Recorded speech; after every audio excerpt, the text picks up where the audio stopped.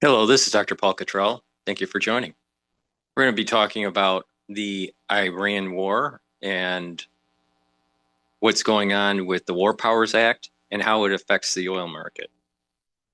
But before we start with doing our cursory review of the news and my opinion about it, please help support the work that I do by sharing the links, asking your social media to follow me. You can follow me on X, GETTR, TikTok, Substack, Patreon, YouTube, Brighteon, Bitchute, and Rumble, X, and GETTR. All the links are in the description of this video.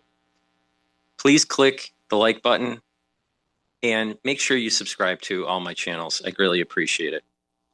With that, if you want to help support the work that I do monetarily, you can support by donating on my website, the-studio-reykjavik.com. You can donate through Stripe, PayPal, or buy me a coffee. You can also be a paid member to my Substack channel and Patreon channel. So please help support the work that I do. All these videos are for free. I don't put stuff behind a paywall. It's the individuals that help with purchasing the products on my store and donating, being paid members to the different channels helps to disseminate this information for free. So please help support the work that I do.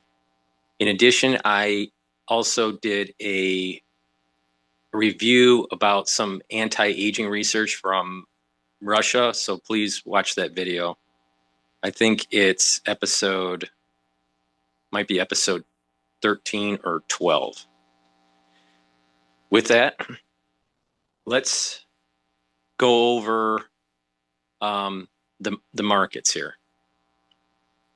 The oil market it went up this week and then slowly drifted down. All right. It went above the resistance level of 104 for WTI and started to drift down. All right. So now we still have elevated oil prices, and most people are starting to comment about gasoline being at $4, $4.36 in some states, $5. So it's starting to feel at the pocketbook level of the average citizen in the United States. My concern is that because the war is really not coming to a conclusion here, and it's just being extended, that oil prices may stay elevated. Now the question is, will they be elevated towards the 104 fib sequence retracement line, or will it be slightly below that, maybe in the 90s or a high 80 range? I personally think that there's going to be this trading range between 94 to 104. But over the week, we did have it spike beyond that 104 resistance level. So there's some news that came out yesterday about Trump saying the war is over and now he doesn't need to ask Congress to do any extension due to the War Powers Act of 1973. His thought process, not my thought process, but Trump's thought process is that, well, the ceasefire actually terminated the war. And therefore, the countdown has stopped in terms of needing to get further approval from Congress. Another thing that was interesting is when Hegseth was being questioned in Congress, I believe this question was actually in the House, not the Senate. But when he was in his hearings, he mentioned that, well, the actual number of days for the 60 days is less, due to when the actual start should be. Some people would say that the start was earlier, and Hegseth is saying no, the start was a little bit later because we were moving our operations into place, and the actual countdown should not have been earlier. It should have been when we did the big escalatory strike on Iran through Epic Fury. So the question is when did it start? There's a debate on when that actually date should start the countdown for 60 days. And then when you're in a ceasefire, then the countdown should actually stop to see if some sort of peace agreement can be had. So we're technically still in a ceasefire, and we're in a blockade. So Trump is basically saying, well, the war isn't continuing, and there's a blockade, and there's no firing. So I think what this is just playing games with the whole the War Powers Act of 1973, and trying to get congressional approval beyond the 60 days, or at least get an extension. So he's playing games where he's not doing that. So he's positioning our troops in a way where we can chokehold the economy of Iran to get them to make an agreement. If that doesn't happen, then the question is, what does Trump do? Does he do a new operation that resets the clock to 60 days? Who knows? Or maybe Iran capitulates. Or maybe Iran hits the United States in some way, and the United States has to retaliate. And that may actually set in motion a new operation. I think the latter is the most probable. But the point here is that the longer this takes place, the more the elevation of the oil futures market is going to be longer. So the duration of that higher future price will be longer. So that means gasoline is going to be more expensive. You're going to start hearing shortages in countries for certain downstream products, possibly even fertilizer problems for the agricultural industry. But what this will do is there's a grand shift now where countries that were dependent on Iranian oil or Middle Eastern oil will have to find a new supplier. And voila, the United States. LNG, we can export LNG to Asia. We can export oil. So it's looking like the North American region for oil will be supplying much of Asia. Now, what about Europe? Natural gas, they're going to be dependent on Russia, but they can also get it from the United States. But because of this conflict between the EU and Trump's administration, they're going to have to start investing in their energy production,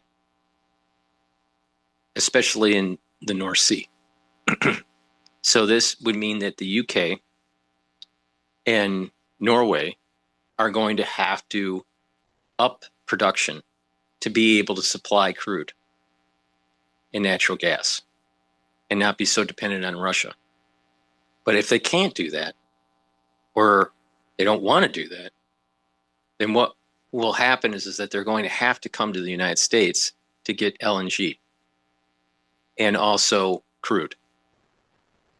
So there seems to be a shifting of who will be supplying the market. Another big announcement that took place last week was UAE.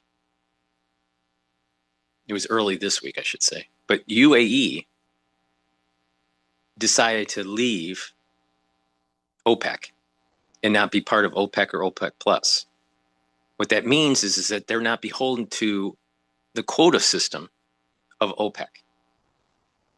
That means that UAE can produce as much oil as they want. They can lower production or increase production and not beholden to the cartel of OPEC. That means that Saudi Arabia may be losing its grip on OPEC because that's the major player. Now, people would say getting rid of a cartel would be a good thing. Well, here's the problem. The United States has aligned ourselves with Saudis to be able to be a swing producer. So if oil is too expensive, we go to the Saudis saying, hey, help us out, produce more oil, have OPEC produce more oil and bring down the price.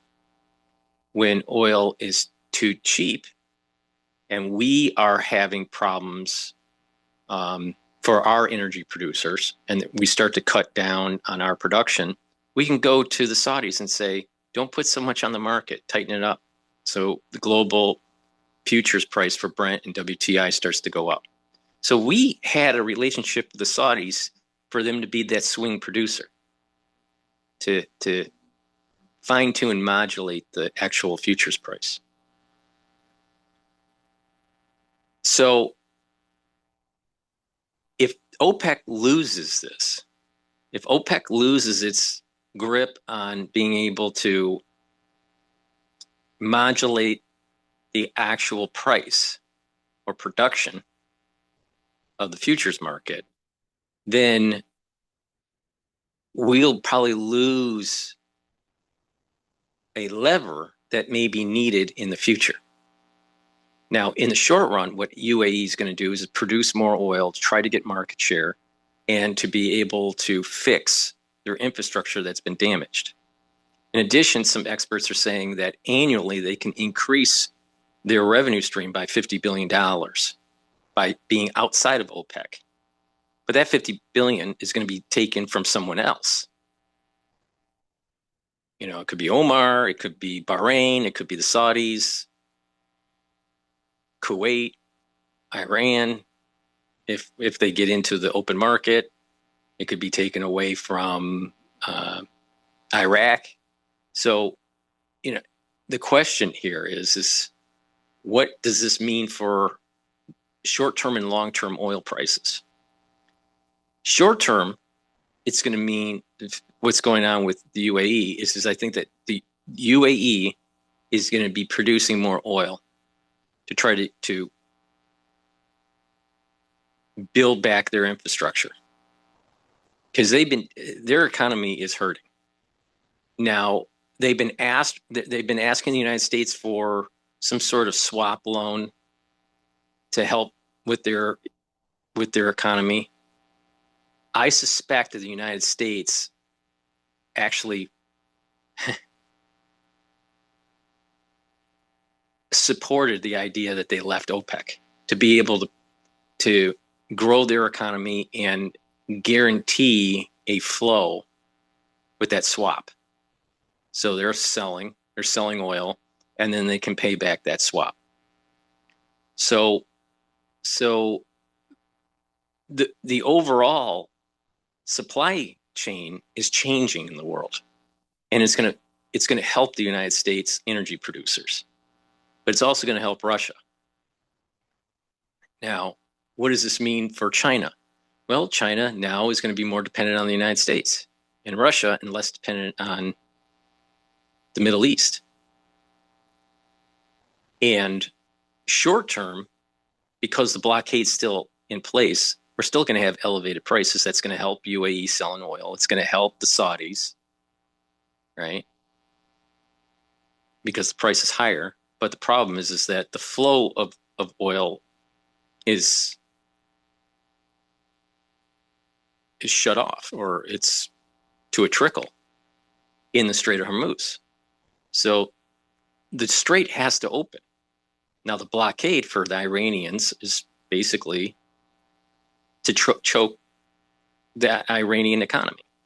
Trump can play this out But as in the news, as the blockade lasts longer and longer, then the average price will be elevated for oil throughout the rest of this year, unless there's some agreement that takes place and we remove the blockade.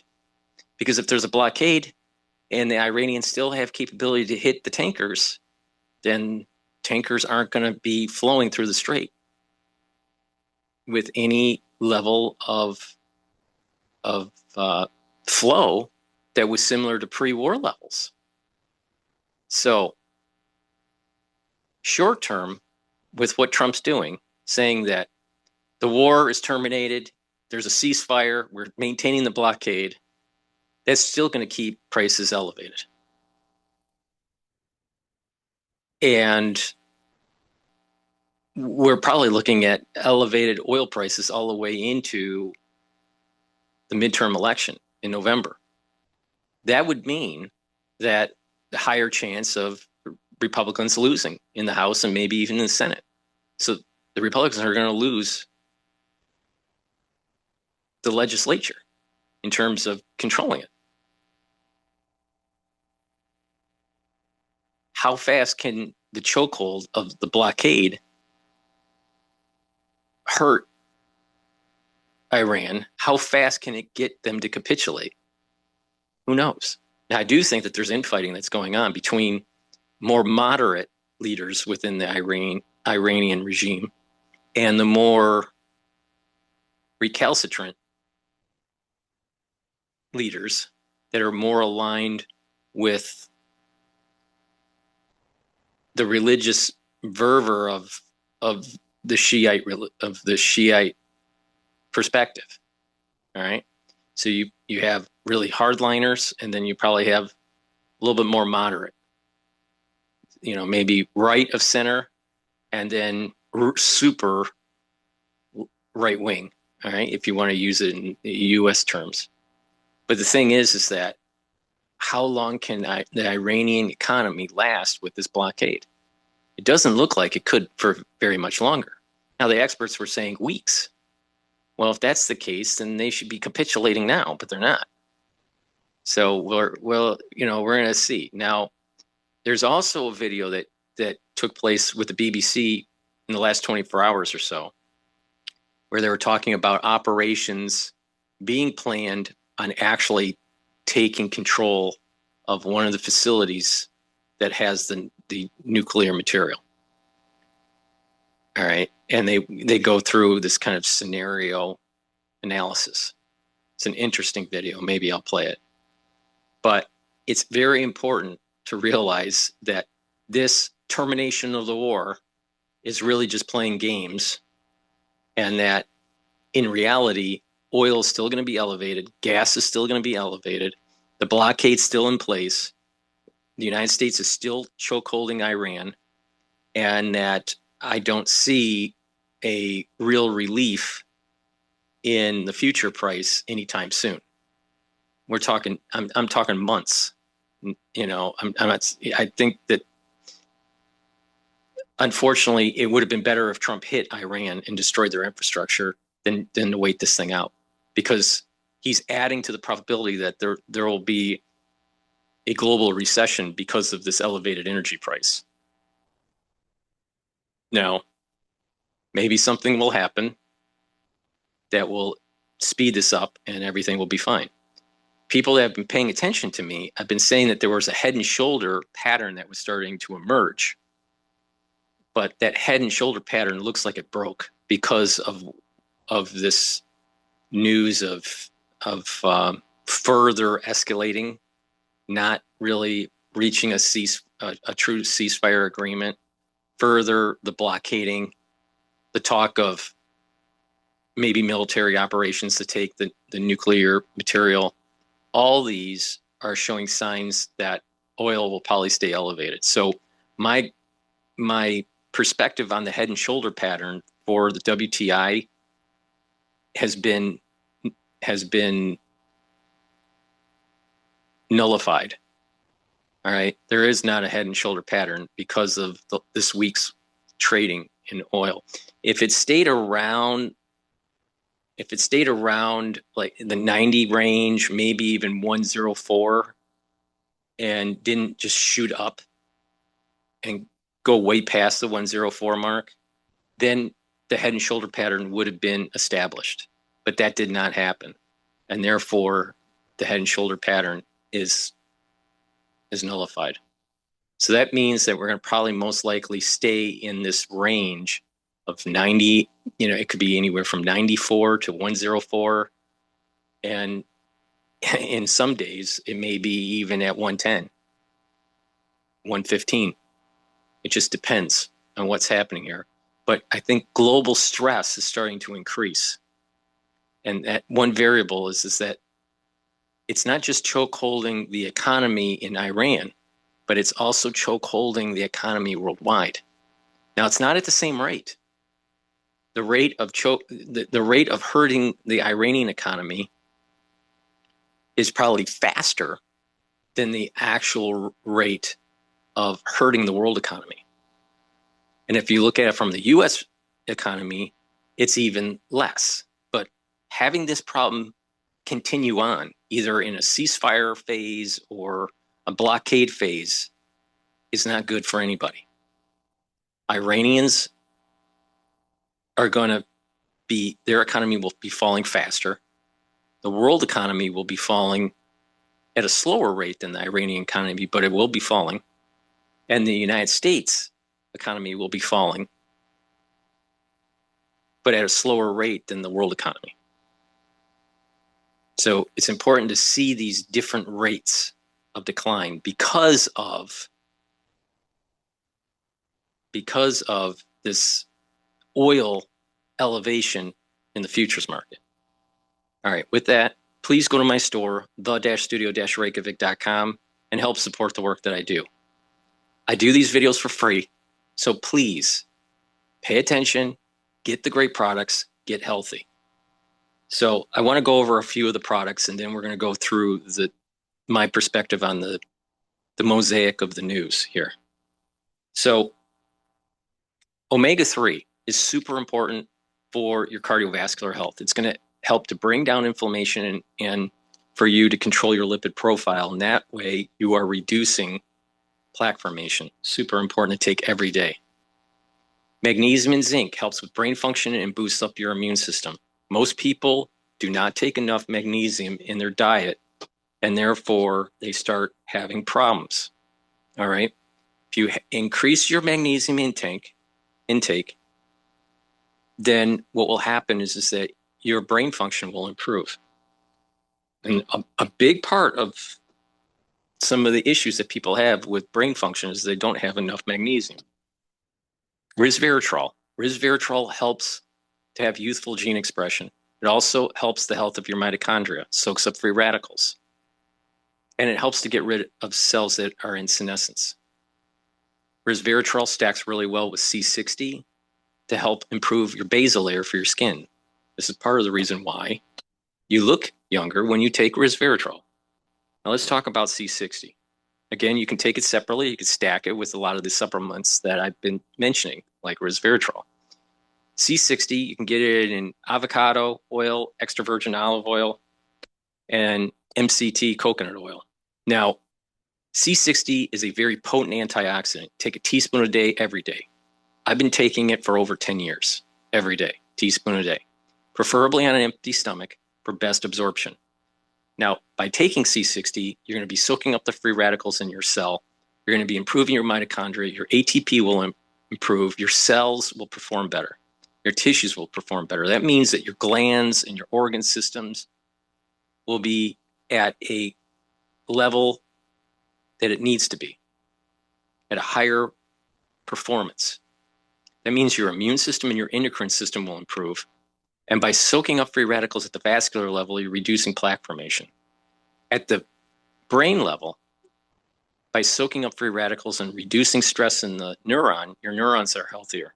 Therefore, it's going to help to improve memory, help improve cognition.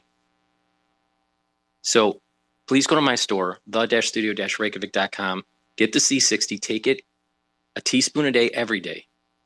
Super important. And like I said, you can stack it with many of the different supplements like Boomer Boost and Max 35, ashwagandha root, lignans. Now, you can get it in a 2 ounce, a 4 ounce, or an 8 ounce configuration. And the higher ounce configuration, actually, the cheaper per ounce. Ashwagandha root helps to control your cortisol levels and your blood glucose levels. Bring down inflammation, helps with your cardiovascular health. Super important, and your immune system. Olive leaf extract brings down inflammation and helps with your lipid profile. So you're helping your immune system and your cardiovascular system. So ashwagandha root, very important. Take every day. It's dual purpose. And if you take these supplements and you stack them, you're going to be able to get synergistic benefits to help slow down the aging process. That's the key.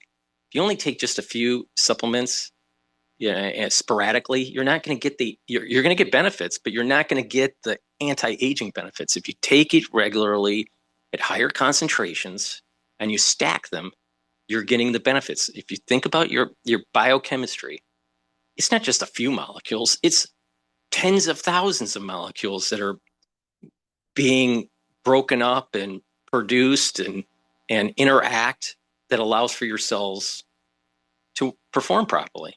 So it's about synergy in stacking. Myotrol helps with the gene expression to build muscle. When you're 40 years of age, you can't build muscle as efficiently as when you were younger, male or female. So by taking Myotrol, it's going to help to build muscle and maintain the muscle. It has polyphenols, flavonoids, and lignans to help with the gene expression. So please go to my store and get the Myotrol. Super important. You can stack it with Gladiator barley, which will help to build muscle and also detoxify your body, bring down inflammation, and soak up free radicals. You'll notice that there's a theme to slowing down the there's a theme on slowing down the aging process. And that theme within the anti-aging protocol is bring down inflammation, soak up free radicals. And target certain systems that have a certain way of aging.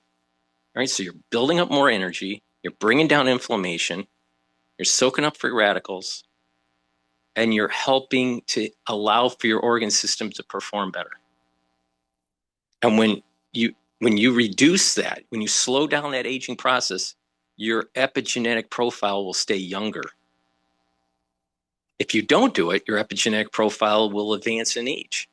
It'll methylate more. And when it methylates more, you walk down the road of aging. So lignans helps to bring down that inflammation, soaks up free radicals. It helps with the immune system and the endocrine system. And you can stack it with turmeric and ashwagandha to get the max benefits to boost up your immune system and help with your cardiovascular system. But by bringing down inflammation, you're also helping with your brain function. So those are just a few of the great products that I have on my store, online store. The link is in the description of this video. It's the-studio-reykjavik.com.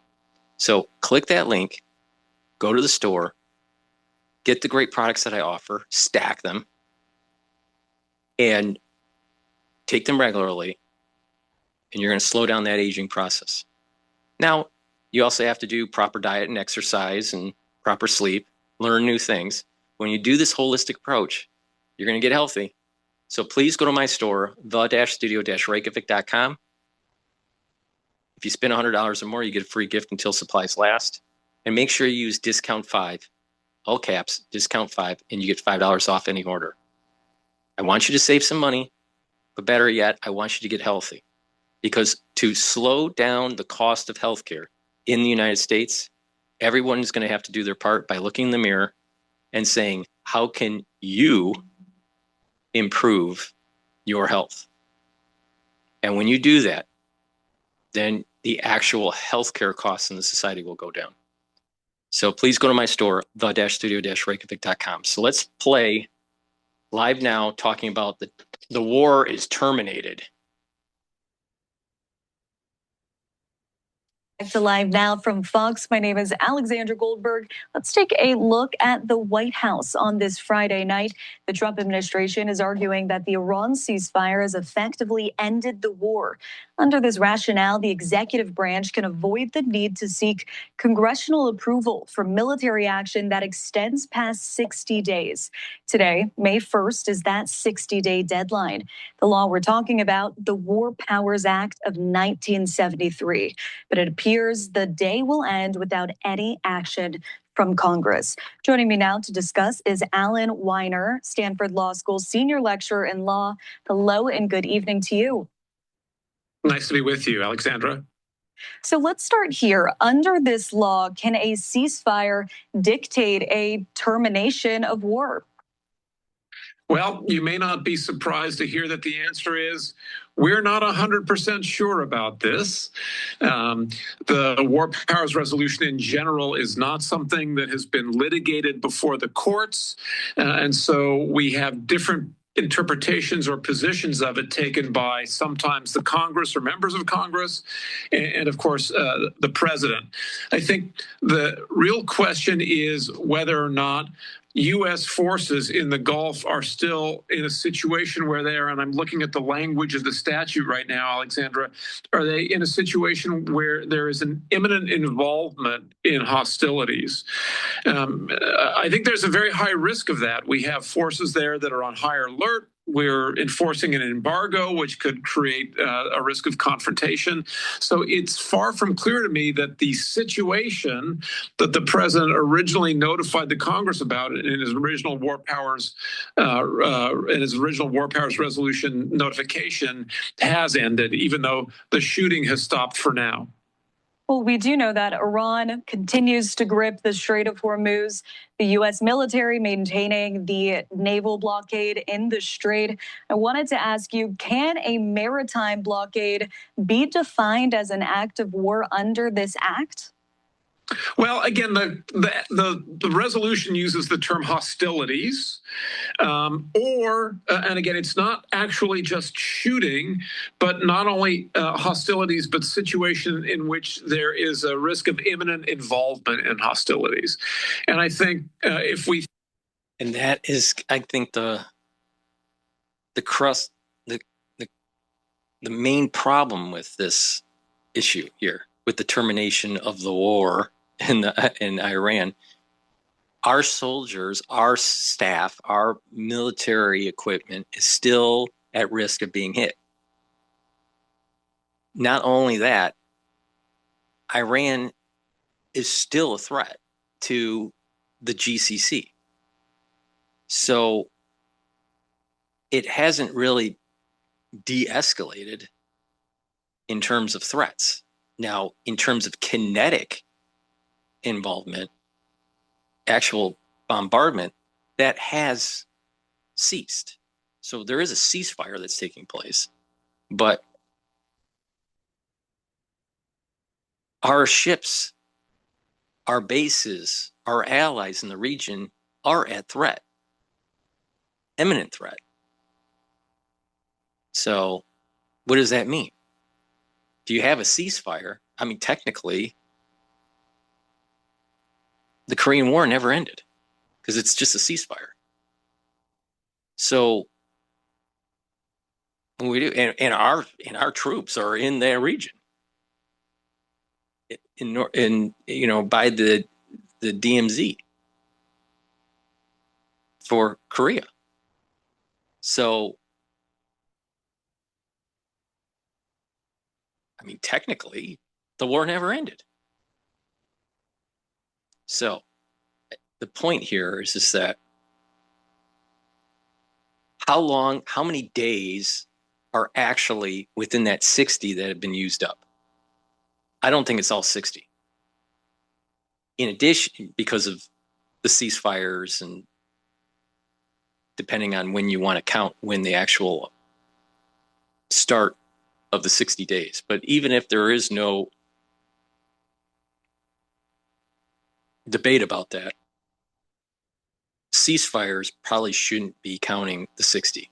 It should be kinetic event days. So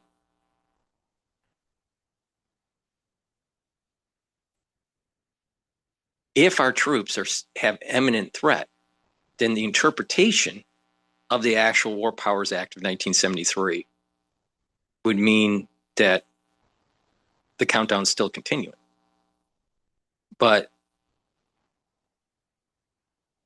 that's kind of nebulous because you have a terrorist actor like Iran that's threatening neighbors and our bases continuously. So we're always in an imminent threat with them.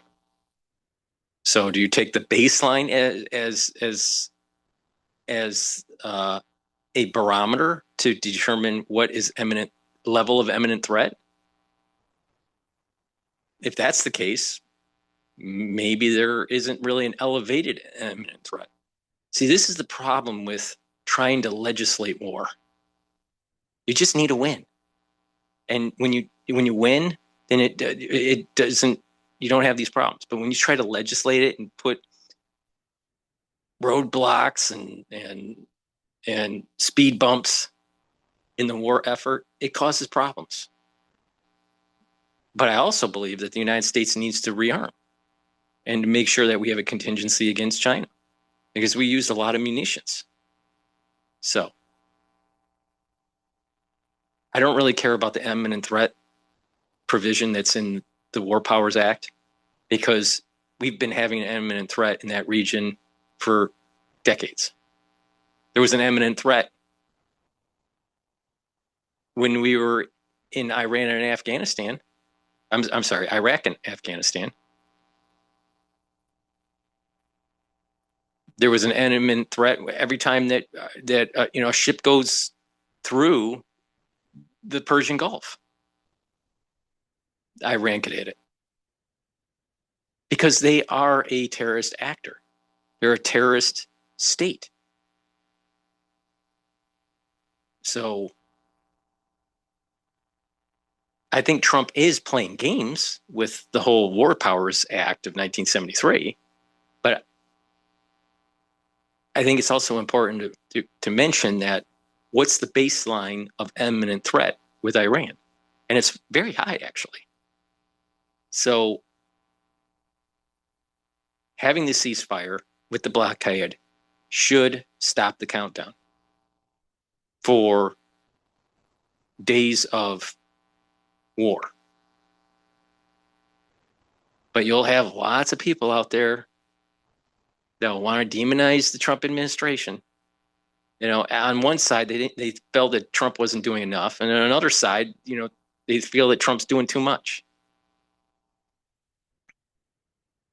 But the point here is that it looks like Epic Fury is done, but the blockade is still in place, and it's still going to cause havoc with the energy markets. Now, Bloomberg just posted a article, and that article is dealing with Iran is resisting the U.S. blockade by slowing crude output and putting barrels into storage.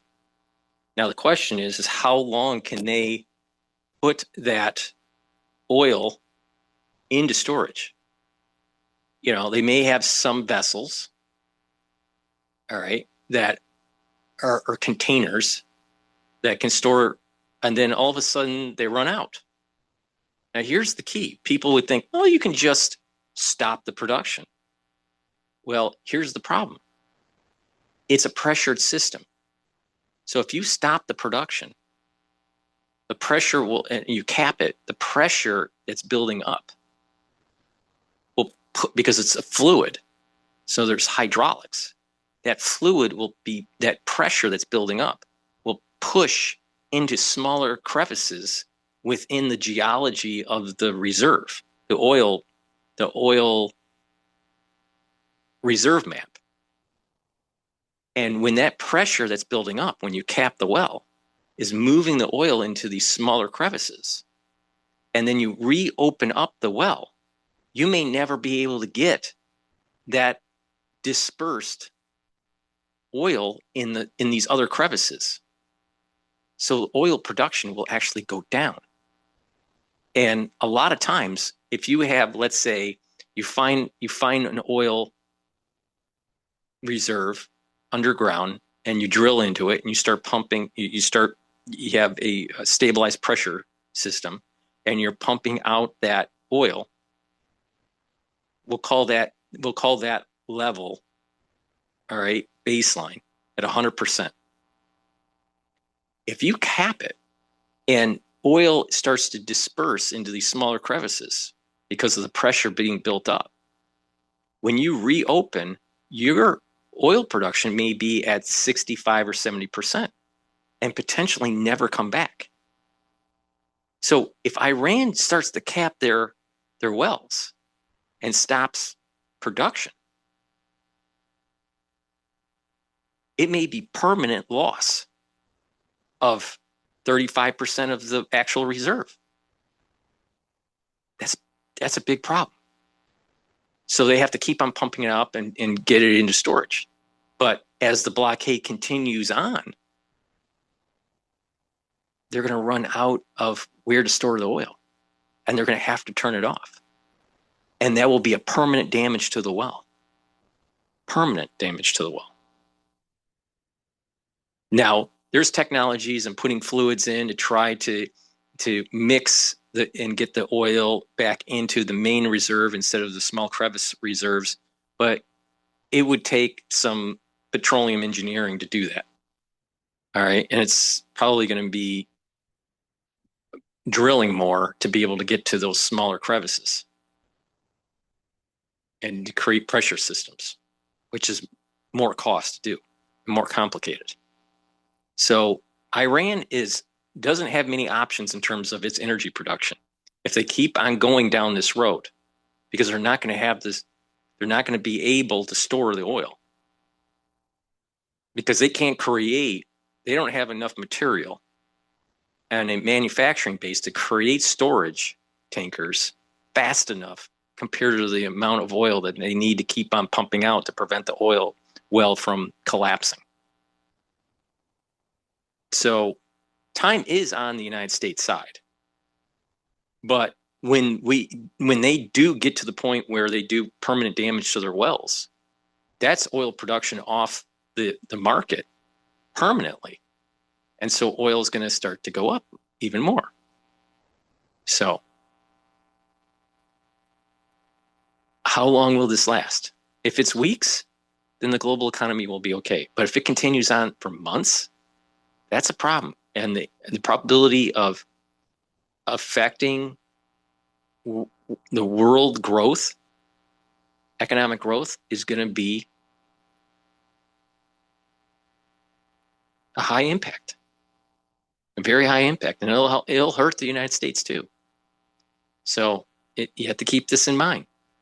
The longer you wait, the more damage this is going to cause economically and in real production of oil in Iran.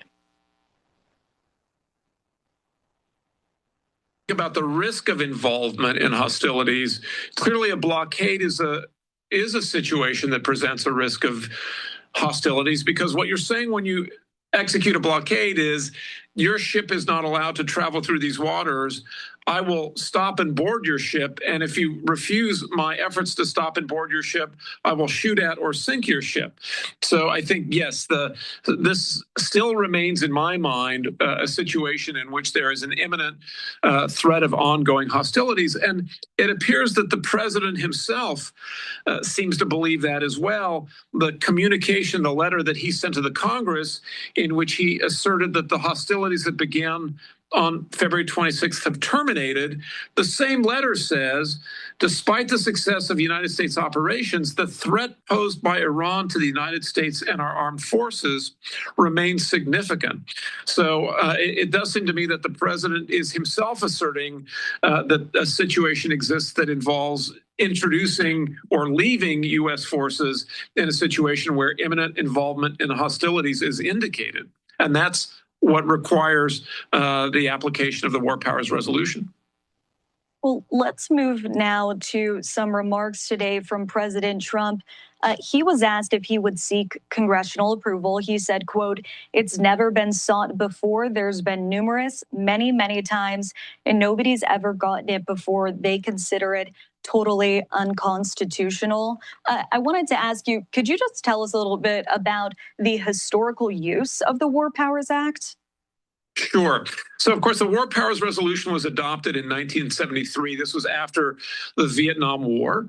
I think there was a sense on Congress's part that the president had executed far too much authority on his own. Recall the basic scheme in our system is that it is the Congress that has the power to declare war, but the president is the commander-in-chief. And there's always a tension between what can the president do as the commander-in-chief versus what can the Congress do as the body empowered to formally declare war.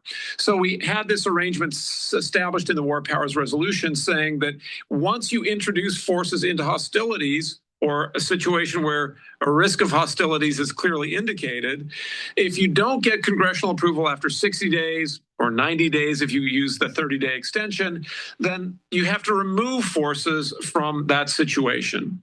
Now, it is true almost every executive branch, every president since the War Powers Resolution was enacted has said that there are at least some circumstances in which the War Powers Resolution would be unconstitutional because of the president's authority to command U.S. troops under his authority as the commander-in-chief.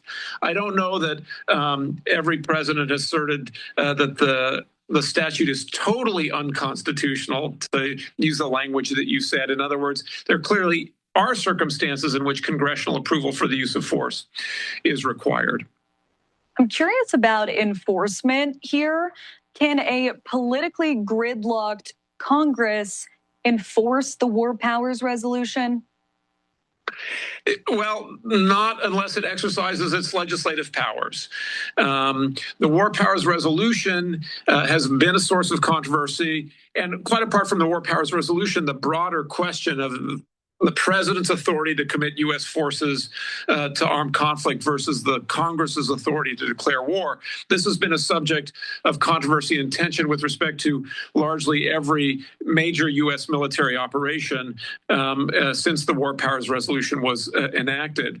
I think the president was simply wrong when he said executive branch has never sought authorization or approval from Congress. In fact, we have seen many cases in which Congress has authorized the use of force. It authorized the use of force in Afghanistan in 2001. It authorized the use of force in 1990 in connection with the invasion, the use of force against Iraq. It authorized the use of force again in 2002, leading up to the 2003 invasion of Iraq. So the Congress clearly does exercise its authorities in the war-making area.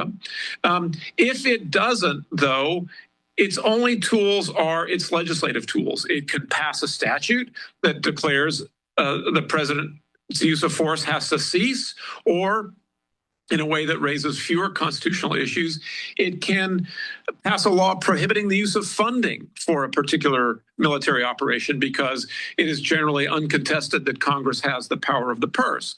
This has been done by the U.S. Congress in some cases in the past. After the Black Hawk Down episode in the 1990s, Congress passed a law prohibiting the use of funds to support ongoing military operations in Somalia. But if the Congress can't pass a law, there's very little it can do. There have been efforts by individual congressmen to bring cases in U.S. courts. My former law professor, Tom Campbell, who went on to become a member of Congress, brought a lawsuit against Bill Clinton, alleging that U.S. military operations that the U.S. had initiated in Kosovo without congressional approval were unlawful. And there have been other cases like this, but courts have tended to say, this is a political question. We don't really want to get involved in a matter that should be resolved by the political branches. So if Congress is unable to muster the votes to pass legislation, either a categorical prohibition on the use of force or a restriction on funds, I think there's going to be little that Congress can do to assert its constitutional prerogatives. Good transition into my next question. I was going to ask you about how likely is it for the courts to get involved in this case?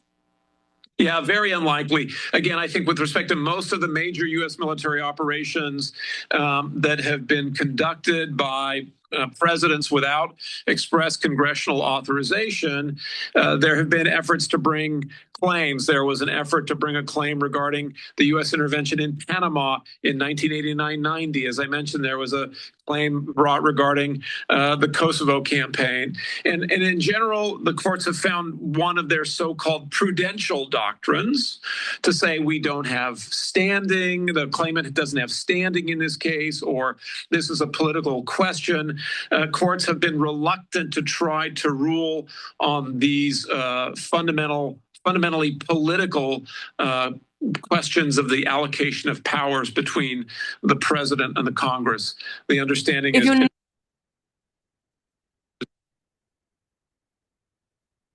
is the most important way that we're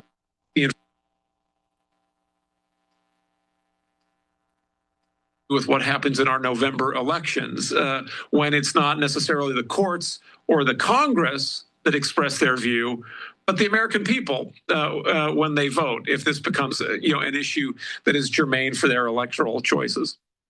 All right, Alan, great analysis here. Anything else you'd like to leave? All right.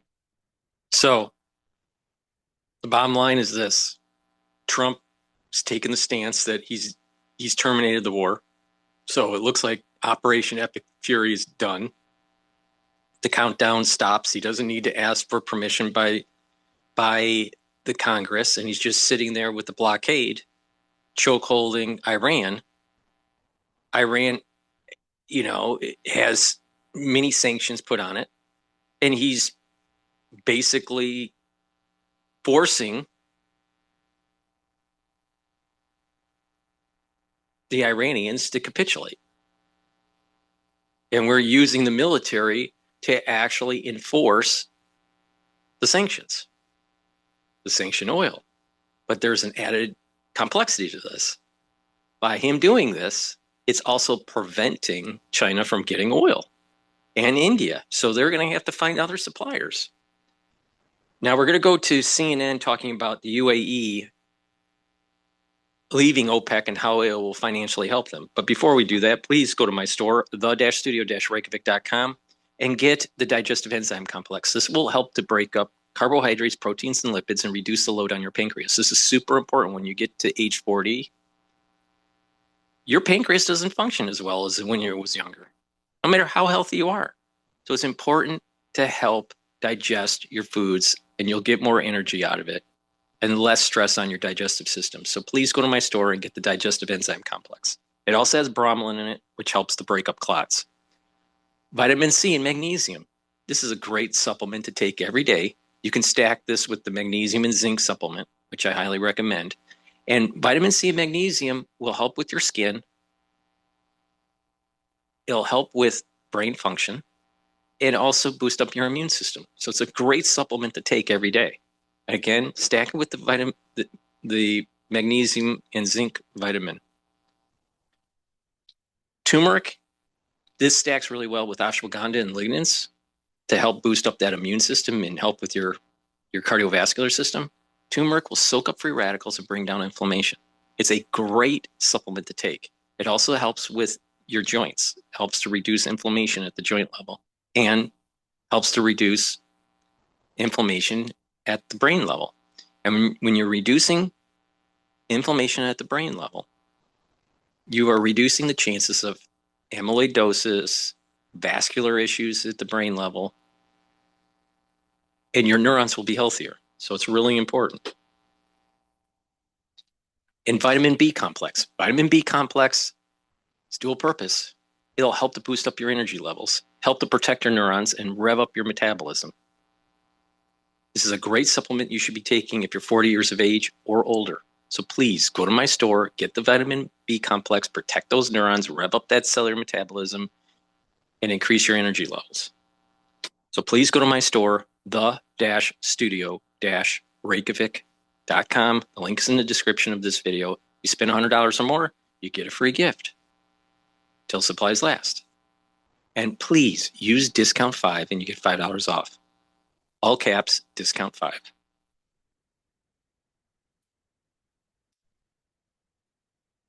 Autonomy.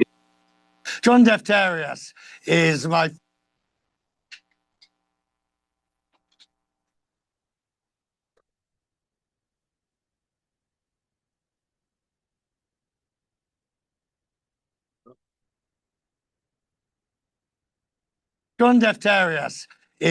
former colleague with decades of experience. He knows OPEC more than is honest or healthy as our emerging markets editor. Now senior advisor with APCO, a communications and consultancy firm. John's in Lisbon.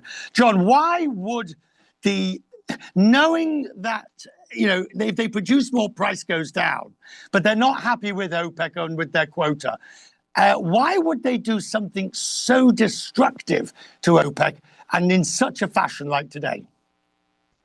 I don't think they see it, Richard, as destructive. I spoke to one senior advisor to the UAE in the last 2 hours. He said, let's describe it as strategic autonomy, the ability to make its own decisions going forward. This has been in the kind of the rumor mill for the last 3 or 4 years, and the UAE was actually considering making this decision beforehand. For those of us who like to read the smoke signals, and I just came back from the region this morning. I was in the UAE and Riyadh for the last week. I heard hints of a realignment by the UAE, and I would kind of lean in and suggest this may be the first of other decisions by the UAE going forward. I think the smoke signals were the fact that there was a GCC summit in Jeddah today.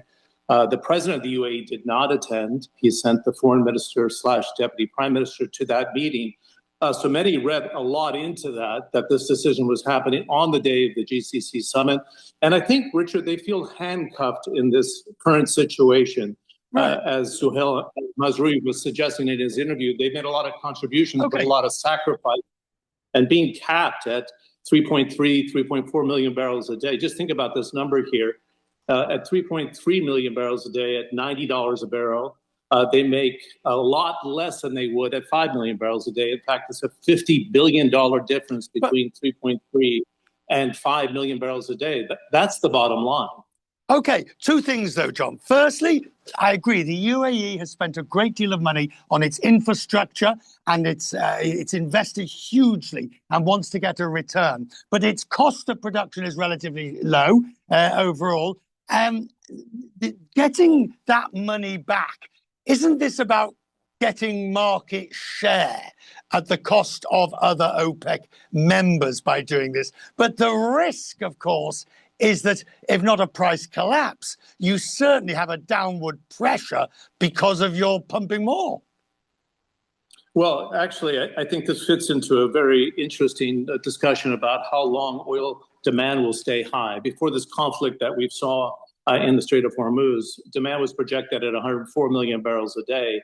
I think this fits into the category of make hay while the sun is shining, Richard.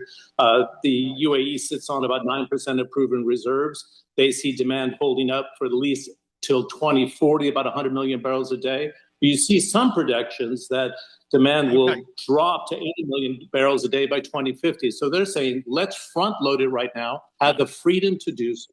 And also, Richard, under the CEO, the group CEO of ADNOC, Dr. Sultan Al Jaber, taking instructions from the president of the UAE, they wanted to invest billions of dollars, not only in raw crude and having a trading division, but to go downstream into petrochemicals where there's higher margins. So they don't want to be constrained by OPEC or OPEC plus, for that matter. Right, but ultimately, John, I mean, that's a very interesting point you raise about front loading. It's, as you say, make hay while the sun shines now. But the US becoming essentially the swing producer because it's so vast in its energy. And you are essentially going to end up with internecine warfare within the oil-producing countries of the Gulf.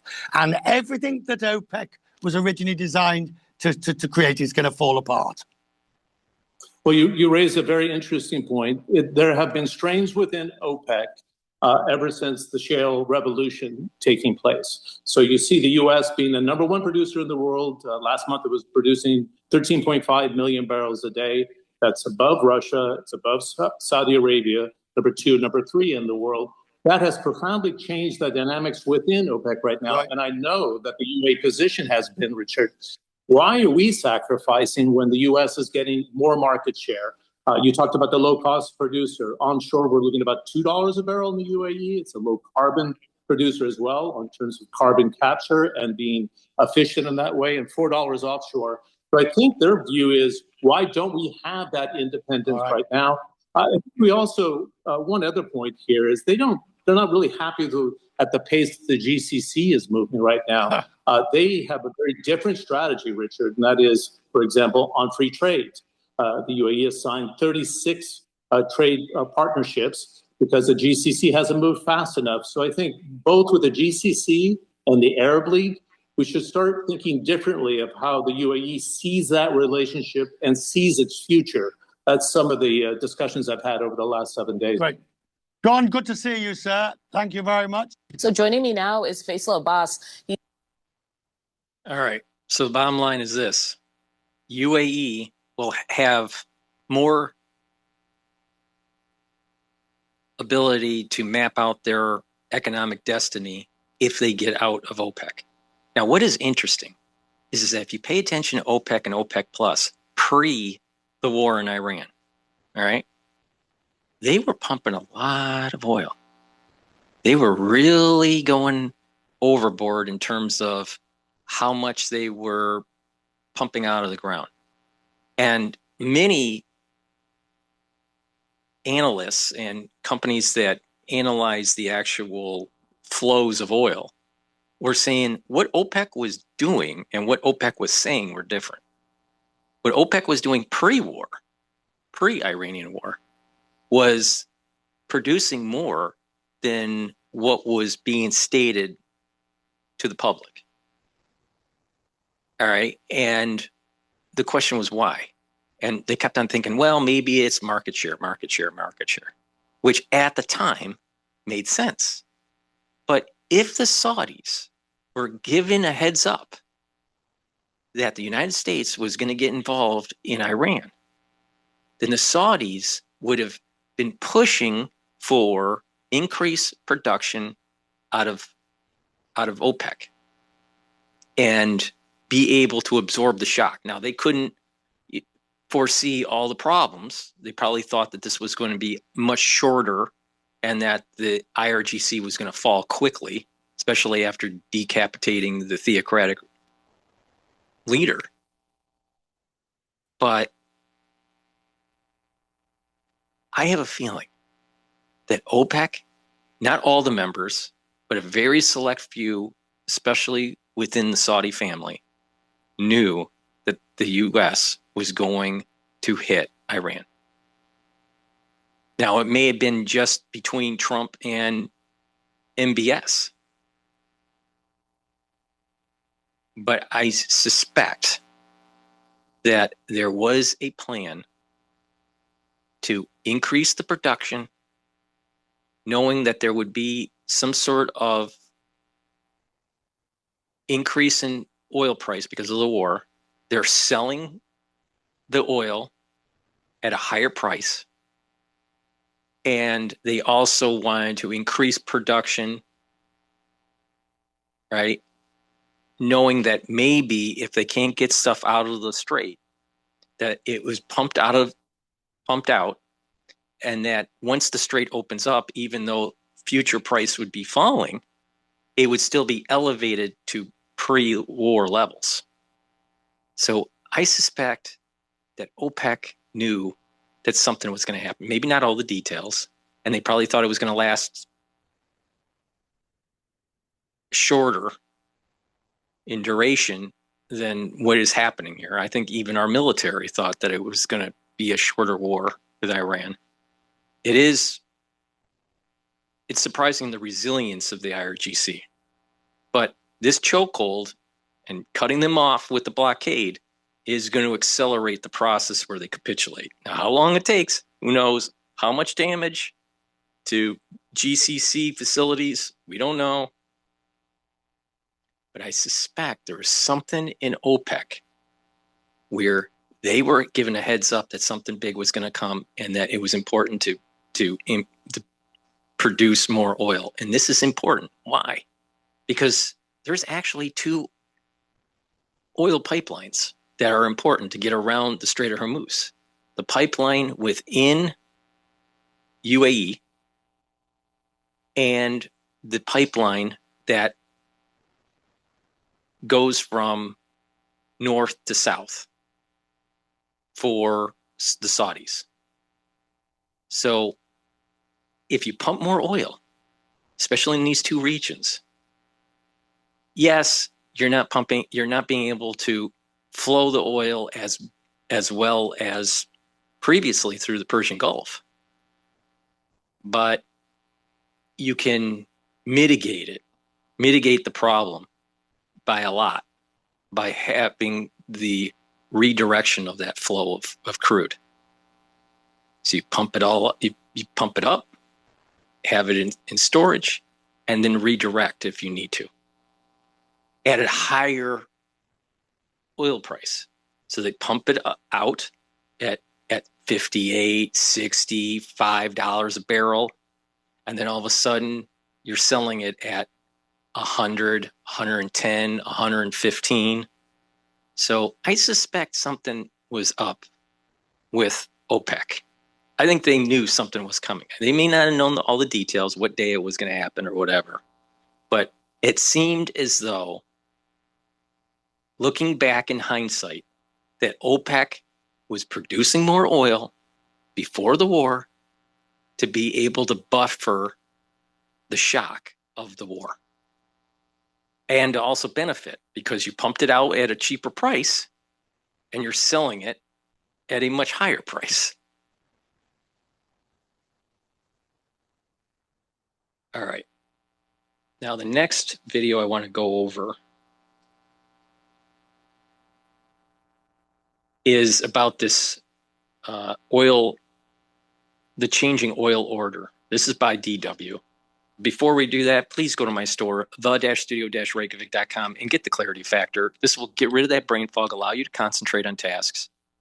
And when you take this every day, drink it with filtered water, and what you'll notice is that your neurons are actually connecting better, positive neuroplasticity.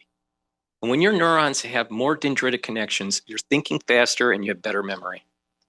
So to help with brain function and to improve your cognition, take the clarity factor, take it every day, drink it with filtered water, and you'll notice you'll be able to concentrate better and you'll have better brain function.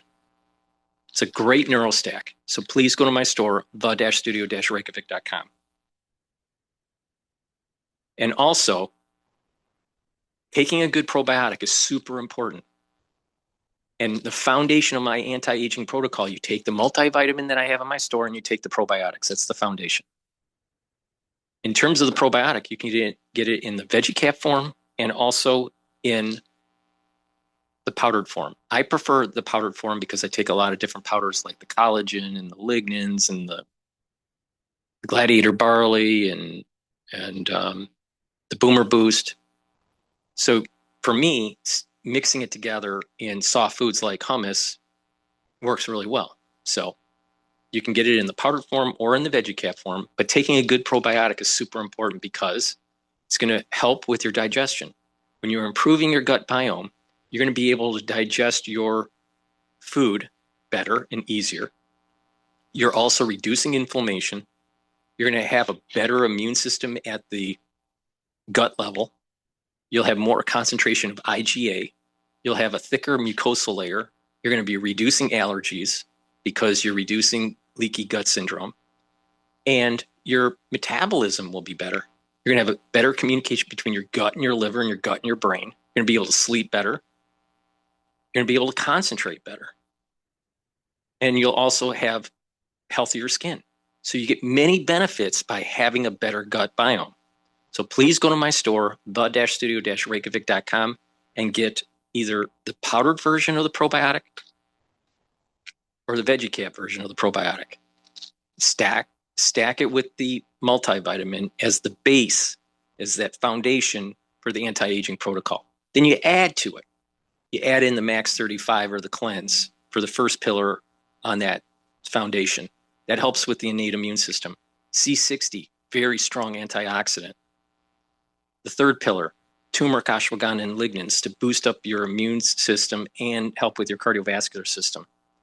And Boomer Boost to rev up your energy levels. Now, if you pay attention to that, you are using this synergistically to be able to slow down the aging process. You're bringing down that inflammation. You're soaking up those free radicals. You're boosting up that immune system. You're helping your cardiovascular system.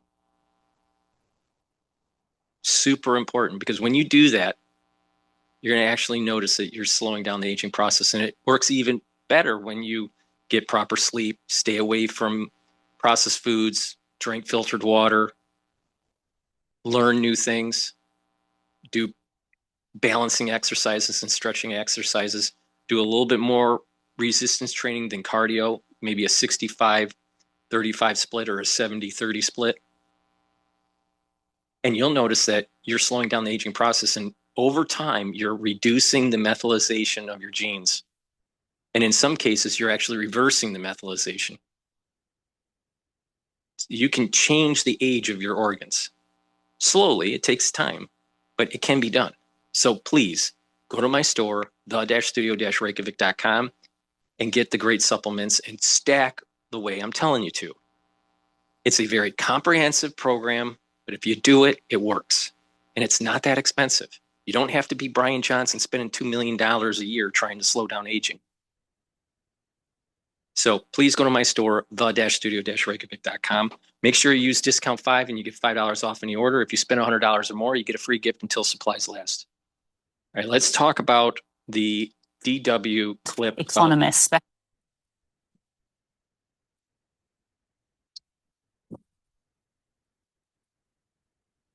Really, these commodities.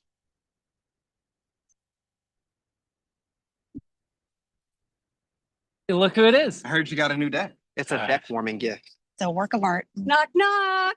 Hi, neighbor. Happy deck warming. Thanks, Gladys. With decorators, the neighbors will notice. Decorators stand out. Every deck needs a gnome. Specializing in macroeconomics. All right, so this is DW talking about how the Iran war is reshaping global oil exports and the balance of power. So it's really important to realize there's a big geopolitical play that is taking place, that even with a full-blown end of hostilities in the region, energy, the use of it, the distribution of energy is going to change forever. What does it mean to have confidence in legal AI?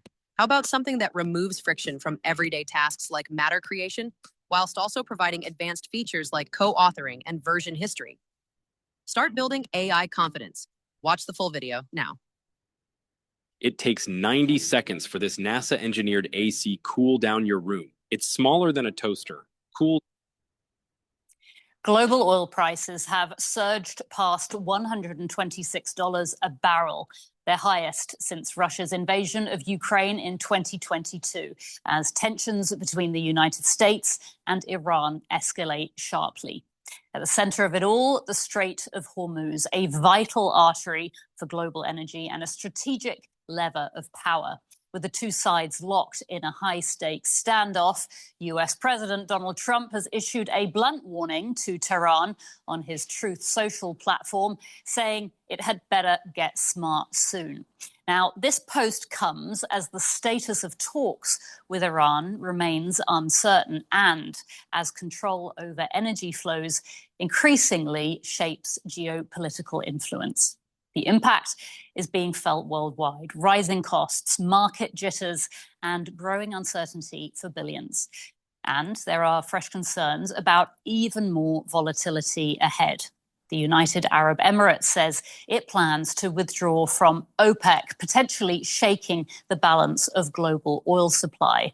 Meanwhile, a leaked Pentagon assessment suggests it could take up to 6 months to fully reopen the Strait of Hormuz if a deal is reached, though the Pentagon insists that report is inaccurate. So where does this go next? Are we looking at a short-term spike or the start of a more profound shift in global energy. And as oil once again becomes a tool of leverage, who stands to gain and who loses in this reshaped balance of power? Christoph Rühl is going to help me answer that question. He's a senior research scholar at the Center on Global Energy Policy at Columbia University in New York. And he's an internationally renowned economist specializing in macroeconomics and energy economics. Christoph, thank you so much for talking to us today. So we're seeing Brent crude surging to its highest level since Russia's invasion of Ukraine in 2022. Just tell us what exactly is behind this sudden spike. What is driving it? What is driving it is, first of all, what everybody is talking about, namely the disruption which we're seeing in the Straits of Hormuz. If one looks a little bit closer, many people have asked initially after the attacks on Iran started, why the oil price is not reacting much stronger when it moved to 90 and then 100. And there was a question mark, why didn't we see a much stronger reaction initially?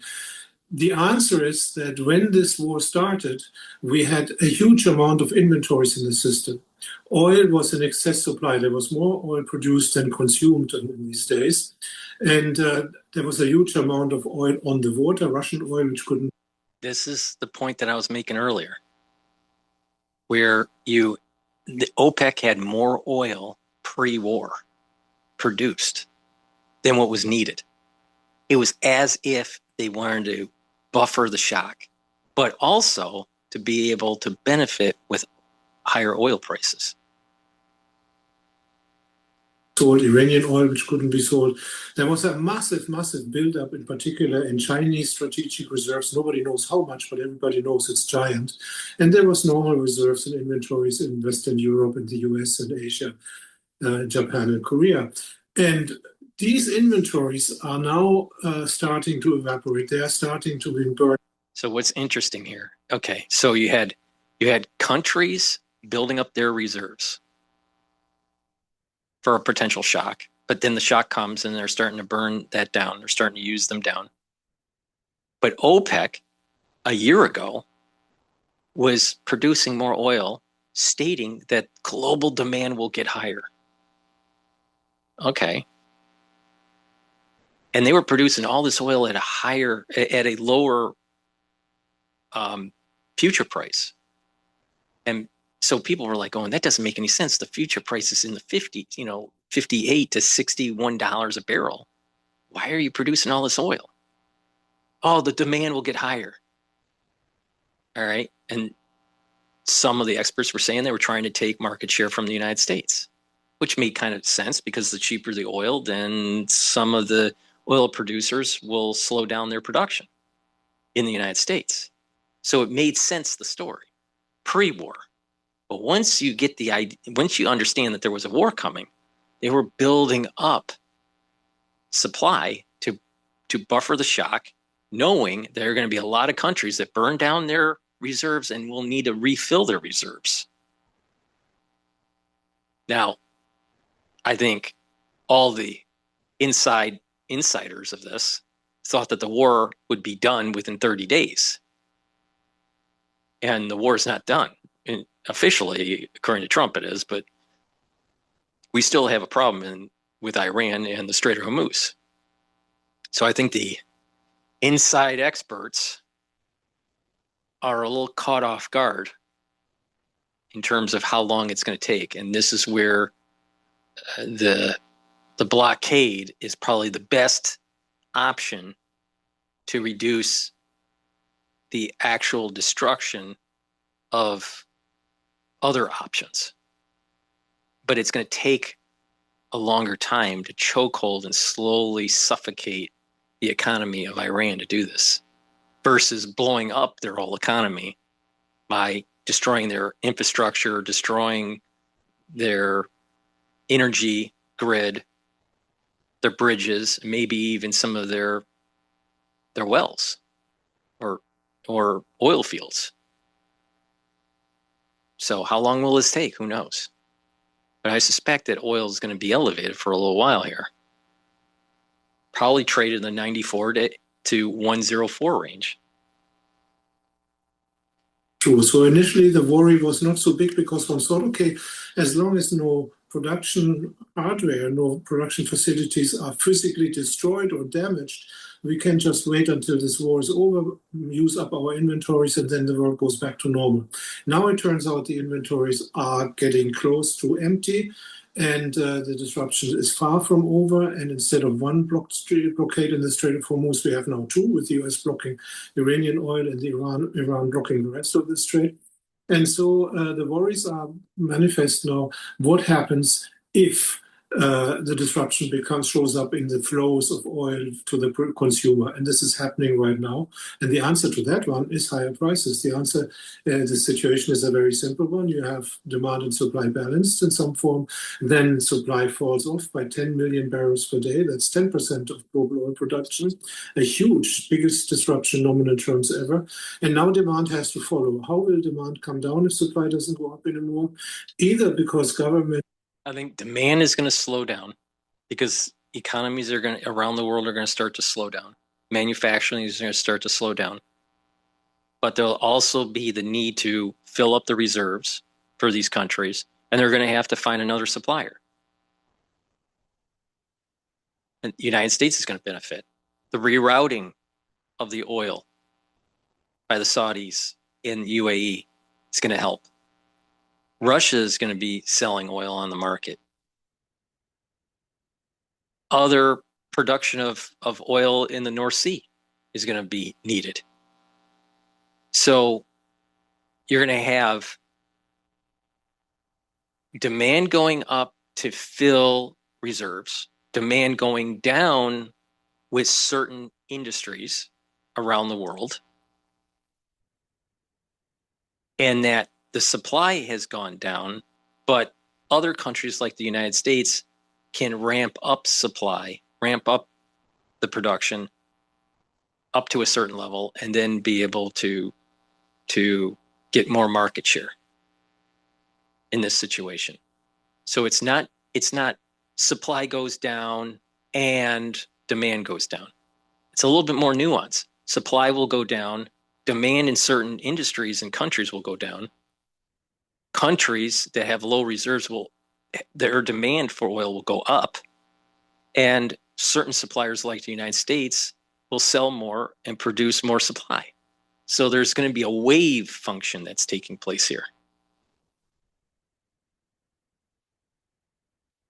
Will regulate and will tell consumers to drive less, to fly less, or because prices get higher and consumers will choose to fly less and drive less and use less oil.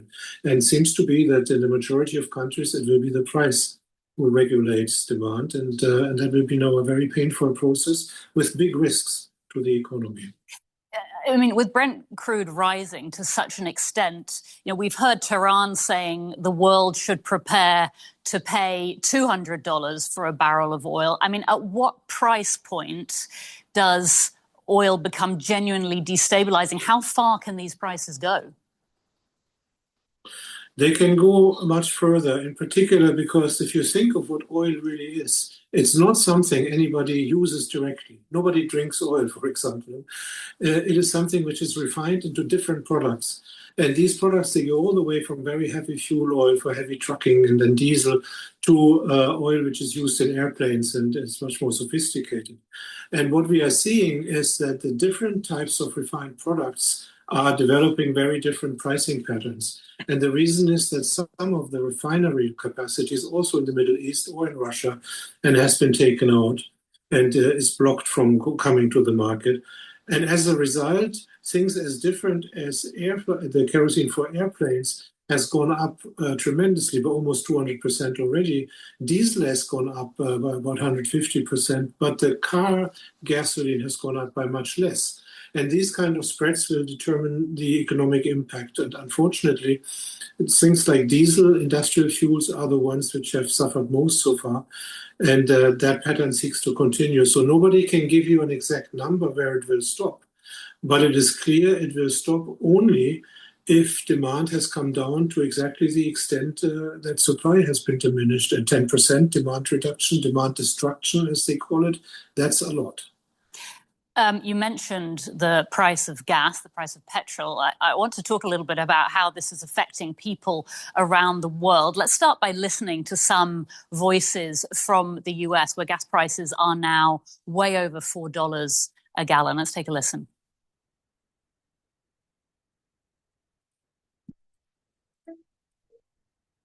Still managing company travel the old way?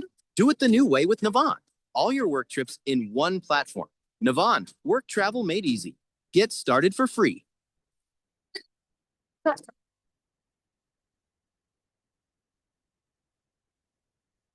I've known a few people already saying they don't know how they're going to get to work because it's so expensive right now. For me personally, I have family members who are ill and I can't go visit them across the state or up north because it's too expensive right now to drive. With gas, almost $5 a gallon, that's just ridiculous. Gas prices are affecting me because all of a sudden I drive a lot less. I'm fortunate because I'm retired, so I can kind of pick and choose where I go. But at the same time, I look at the cost of everything. Gas prices don't affect just gas prices. It's also the price of groceries. It's the price, of just everything that's in the economy. So very clear there how this is affecting people's everyday lives. Those people were in the US. Asia, of course, is very vulnerable to the price of oil. People there are really feeling the pinch. Iran is launching an energy conservation campaign. We heard from Fatih Birol, the executive director of the International Energy Agency. He's just warned again that the world is facing a major energy and economic challenge. Do you see things heading towards a global recession here? It becomes increasingly likely. The longer this disruption takes, the more likely it becomes. There are some issues here worth keeping in mind. One is many people. What I think is going to happen, it's not so much that oil prices and gasoline prices are going to be elevated for longer than expected that causes the recession. It's going to be that people will start having financial problems that leads to defaults on their loans or their credit cards. And when that happens, banks are going to start tightening up their lending, and credit will be restricted, curtailed. And when that happens, the recession hits. Ask the question, so why is it that prices in the US go up if the US now has turned an energy and an oil exporter, which is true. Over the last 15 years, the US has become from the world's largest oil importer to an exporter to shale oil. So the first thing to understand is that this is a global market. If you cut off oil, so it's the famous bathtub. You cut off supply somewhere, the water level will be affected everywhere. And same with oil markets. You cut it off at one corner, it's a global market, prices will go up everywhere. There is no shelter in geographic diversification. The second thing to understand is many people rightly point out that the world today uses a lot less oil in its economies than it did 50 years ago during the big crises. 50 years ago, in order to produce, just to give you a number, $1,000 worth of global GDP, one needed almost 1 barrel of oil. 158 liters. It's huge for $1,000 of GDP. Now we are down to about half of that, but still it's giant. It's 70 liters, which we use per $1,000 of GDP. But the flip side of this is that oil is used only in areas where it's most productive, so like flying, where it can't be replaced, heavy transport, certain petrochemical processes. It's no longer used much in power generation, where it can be substituted with something else. And that means that the effect of a disruption now is in general is less visible, but it's more effective. It's a little bit like rare earths. Not much of it is being used, but where it is used, it is irreplaceable. And therefore, this is very painful. And this is something which I think the US administration is underestimating. We are now in a situation where there's almost a race. The US hoping to bring Iran to its knees by blocking its oil exports, and Iran hoping to bring the US to its knees by creating a general global recession, which will then be mirrored in the US in the election results there. And it looks to me as if the calculation that Iran collapses tomorrow and the global economy will not is the second huge big miscalculation in that war. The first being that you attack Iran without thinking about what to do with the Straits of Hormuz, and something mind-boggling to oil analysts, but it happened. Now the second miscalculation could be to hope that one can block in the Iranian exports and in the long term force the Iranian economy to its knees without major damage to the global economy. That is almost certainly also a miscalculation. So the answer to your question straightforward is to say yes, it is highly likely and increasingly likely that this high oil prices cause damage. And the answer is simple. The longer it takes, the more the likelihood increases. I wanted to bring in OPEC, the organization which coordinates and unifies the petroleum policies of member countries. We've had the UAE announcing that it's going to be leaving OPEC. If OPEC loses a producer of the UAE's scale, what does that mean for the organization's ability to manage global supply and, by extension, prices?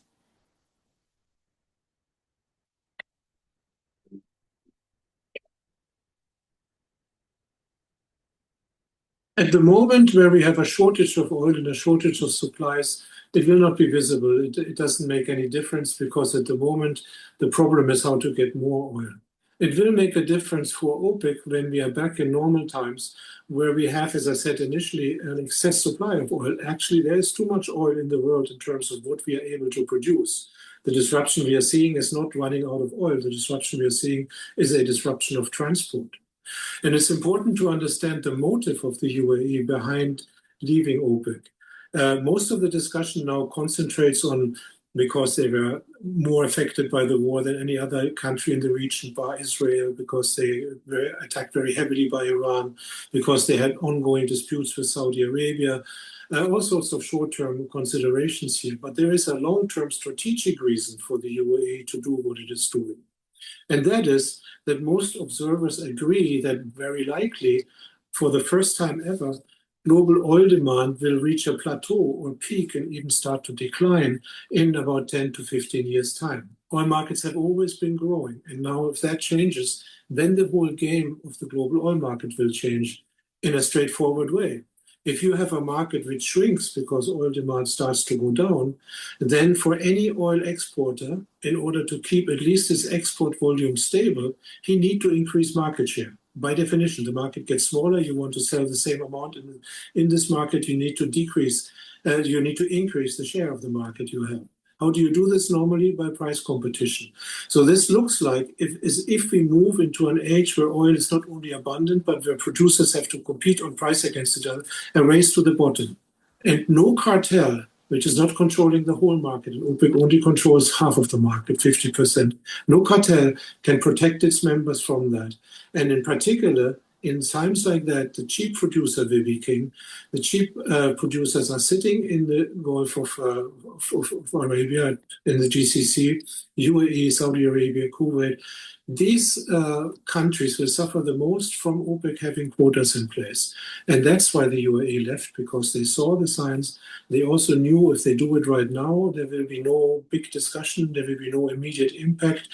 People will be way too busy looking at the Iranian war to take care of what one important OPEC member is doing. By the time that war is over, by the time the damage is repaired, by the time oil returns to excess supply, the UAE will sit outside of this organization, being able to increase its production without being hamstrung by OPEC production quotas. And that's the real reason here. So where does that leave OPEC? Because, I mean, the world's energy mix is changing, isn't it? It was changing already. Renewables are increasing. So are you saying that gatekeepers like OPEC are essentially going to be relevant and irrelevant in the long term? One has to be careful. OPEC's death has been announced many times and never happened. But in principle, oil is still the largest fuel of all the fuels, including fossil and non-fossil fuels and renewables in the world by far. But if it is true, and one also has to say that global energy markets as a whole have always been growing. We don't have a single commercially traded fuel which has ever declined in absolute terms. Everything has been continuously increasing since the Industrial Revolution. But if it is true that we are close to a situation where peak oil demand occurs, so where oil demand starts to decline, then an organization like OPEC will become obsolete and its members will start to run away from it because it will be competition on price, and by that I mean that whoever produces most cheap oil will have the biggest market share, and for that the UAE will then be prepared. Mm-hmm. Whether that happens is, I don't think, a question. You're right, renewables eat more market share. Eventually, those areas where oil is without competition now, like transport, will also be conquered by some other fuel, which will provide low carbon alternatives and all of that, as we already see in the case of electric cars. Mm-hmm. So it's not a question of if it happens, but it's a question of when it happens. When it happens, OPEC will be disappearing. Let's talk more about renewables. Do you see governments investing more in renewables in order to be more energy resilient, as a result of what is happening right now between America and Iran? This is actually, especially in Europe, this is a very funny discussion. Because if you think back just a few years, the Russian invasion of the Ukraine, before that invasion, when you talked about energy in Europe, it was all about climate change and the energy transition. Nothing else really mattered to most participants in the energy discussions. Then Russia attacks Ukraine. All of a sudden, people realized that renewables have an energy security problem too, because of the intermittency problem. Sometimes no wind, sometimes no solar, and no storage capacity for wind and solar power. And suddenly the debate in Europe switched 180 degrees, and it became the important topic for the winter of 21-22 became, where do we get enough oil and coal and gas from in order to avoid the lights going out and in order to let the heating staying on? The very fuels one wanted to eradicate before. And for a while, this was resolved, and fossil fuels really proved how flexible they are in securing energy security in that sense, if it comes to a disruption of other sources, because they can be easily stored. They can be divided down to, from a big industrial facility down to a cigarette lighter, and they can be transported over any border. The sun and the wind cannot be transported over borders other than in the shape of electricity, which is expensive and cumbersome. And now, a few years fast forward, we have a disruption in the fossil market, the oil and gas disruption in the Strait of Hormuz, and the European discussion starts to flip back. Oh, we need more renewables and we need more domestic supplies.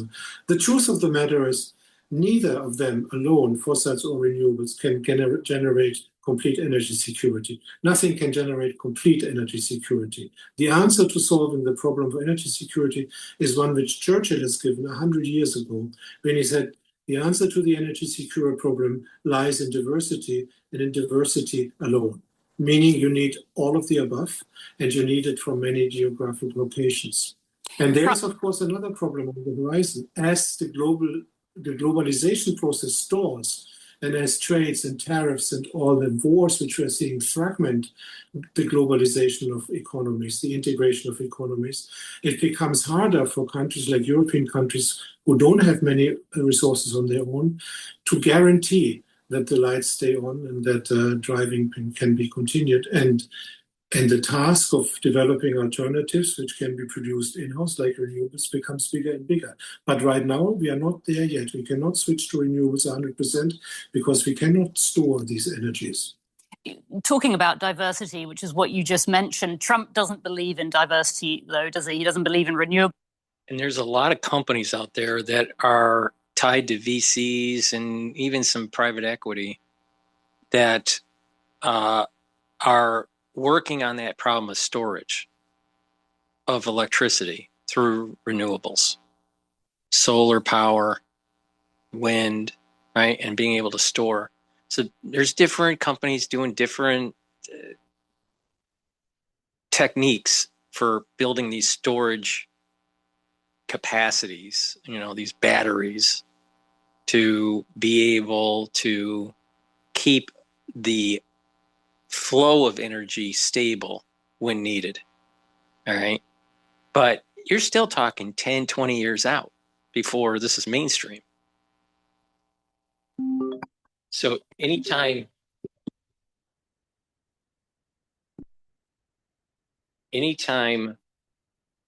someone says the answer is renewables, well, you still have infrastructure problems. You have storage problems. You have dissemination of the power problem.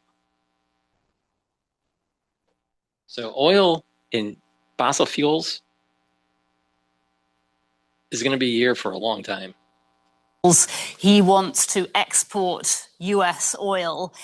Do you see the Iran war in this situation proving to be an advantage to the US? I mean, do you see the US now in the process of becoming one of the world's major oil suppliers? You got to have the best to be the best. Planning to move out of state soon? Peak moving season is around the corner. Make sure to lock in your lower. It already is. The US is the biggest oil producer in the world, and it is starting to become an exporter. This does several things. One thing to really keep in mind is that it is rare that something originates in energy markets and affects the global economy and the global political situation. Usually, energy markets are at the receiving end of politics and the economy. One example is the 70s, which we already mentioned, and one example is now caused by what is called the shale revolution. Within the span of 10, 15 years, America became from the biggest oil importer of the world to an exporter, to something which Trump calls not only energy independent, but energy dominant. And it is true that without this situation, which privileges the US enormously in its dealings with the outside world, we probably would not have a war in Iran right now, because the US would not have dared to cut itself off from supplies to the extent they actually did. It is also true that the current situation must be a flashing alarm sign. All lights must flash red in China. China is still more than before dependent on energy imports, oil, gas, coal, everything. And they can only watch with horror how the US can afford to disrupt that global system, and all they get is small domestic protests, whereas China would be really in trouble if it hadn't these big strategic reserves we mentioned earlier. And thirdly, it is also true that the current American administration is relatively ruthless and simplistic in its thinking, and really believes they can sustain that situation a long time longer, which is true when you only look at fossil fuels, because they have enough, the planet has enough. And you can translate that immediately into a strategic and into a military advantage. That it doesn't function as easily is also something we are seeing now in the direction of Iran being much more resilient than people expect. And the global economy, damaging the global economy will hurt the American economy as well. Damaging global energy markets hurts American energy markets as well. But it's important to realize that the rate of change is going to be different. The economy in Iran will fall faster than the world economy. The world economy will fall faster than the United States economy. The world is still interconnected. But this danger, the real danger is in this continued drive towards fragmentation of the global economy, which we are seeing originating in the US, which is the opposite of healthy, which is the opposite of boding well for the rest of the world. So to sum it up, Christoph, I mean, do you see this more as a temporary geopolitical shock, or would you say that this war has essentially restructured global energy markets in the long term? I see it at the moment. We are still on the sort of side of the Rubicon where things can be repaired. If the war would stop tomorrow, if the US would find a way out, which is hard to see other than actually physically invading, we could still return basically to the world we have seen before. Also, if the energy systems changes, it will be in the direction, there will be the immediate lesson, will be more supply diversity, there will be more pipelines in the Middle East, there will be more emphasis in not neglecting bottlenecks. The next one is in the Straits of Malacca in Asia, which will be a need to address before a blockade is repeated, like in Hormuz. And it will be probably to give more weight to renewables, not only because of climate reasons, but also because they make, to some extent, countries less dependent on imports. But autarky is not a good solution. So what I'm trying to say is energy markets are huge and they are slow-moving beasts. There will be changes coming, but they will be slow. There is a physical impossibility of changing them all of a sudden over the last few years. We have seen that when we tried to carry out this energy transition, which in terms of global markets didn't go very far. The results now will be slower, but change is inevitably, but gradual, I would sum it up. Christoph Rühl from the Center on Global Energy Policy.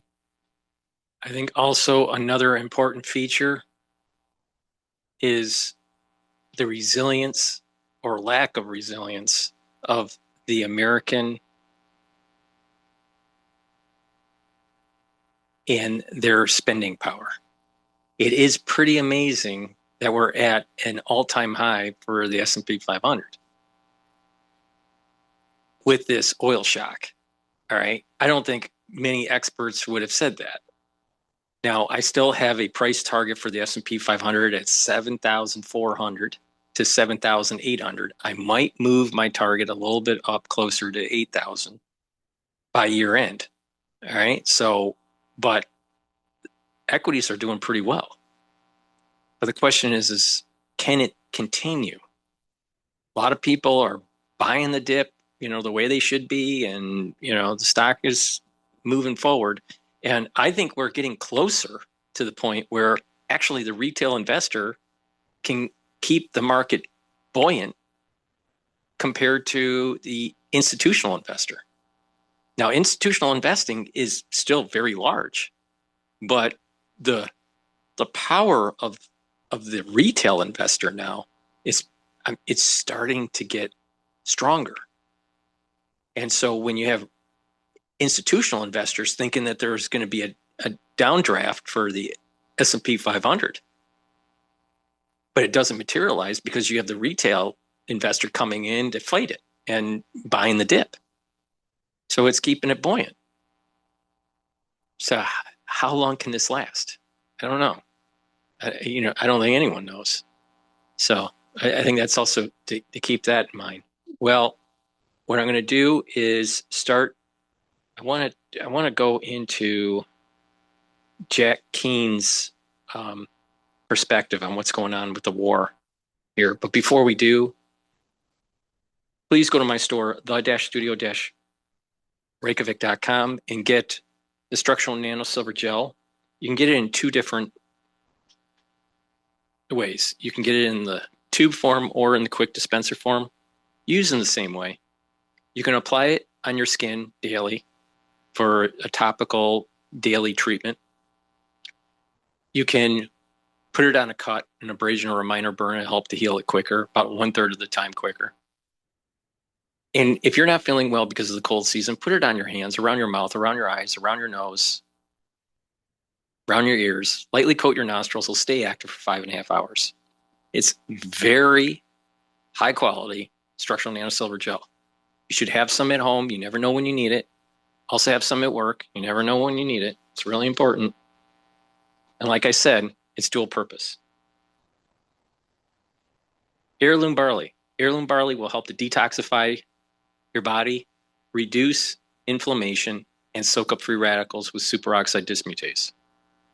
Now, this is really important because it's going to help your immune system, help with your brain function, help with your cardiovascular system. Your immune system and endocrine system will improve by bringing down inflammation and soaking up free radicals. You'll get healthy by taking this every day. You can mix it with soft foods, filtered water, a smoothie, or even with just milk. I mix it with hummus every day. Now, there's two types of the barley that I have. You can get the heirloom barley or the gladiator barley. The gladiator barley does the same thing as the heirloom barley, but it gives you one added benefit. The gladiator barley will help to build muscle when you do resistance training. So please go to my store, the-studio-reykjavik.com, get the heirloom barley or the gladiator barley, and you can stack it with the Boomer Boost that will help you to improve your A1C levels and slow down the aging process. So please go to my store, the-studio-reykjavik.com, and get the heirloom barley. And collagen. Collagen will help with your skin, nails, and hair, musculature, bone density, and joint health. Take it every day. This is a month's supply. Again, it's a powder, and you mix it with soft foods, filtered water, a smoothie, or even with just milk. I put it in hummus.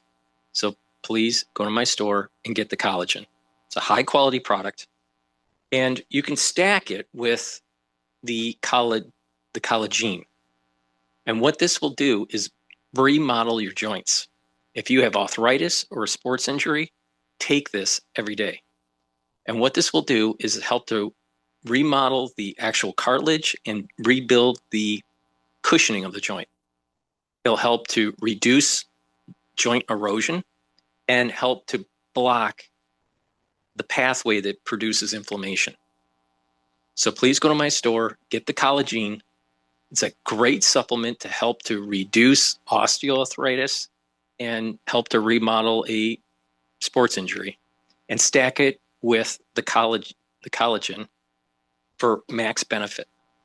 All right. You can take them separately, but you get a synergistic benefit when you stack them together.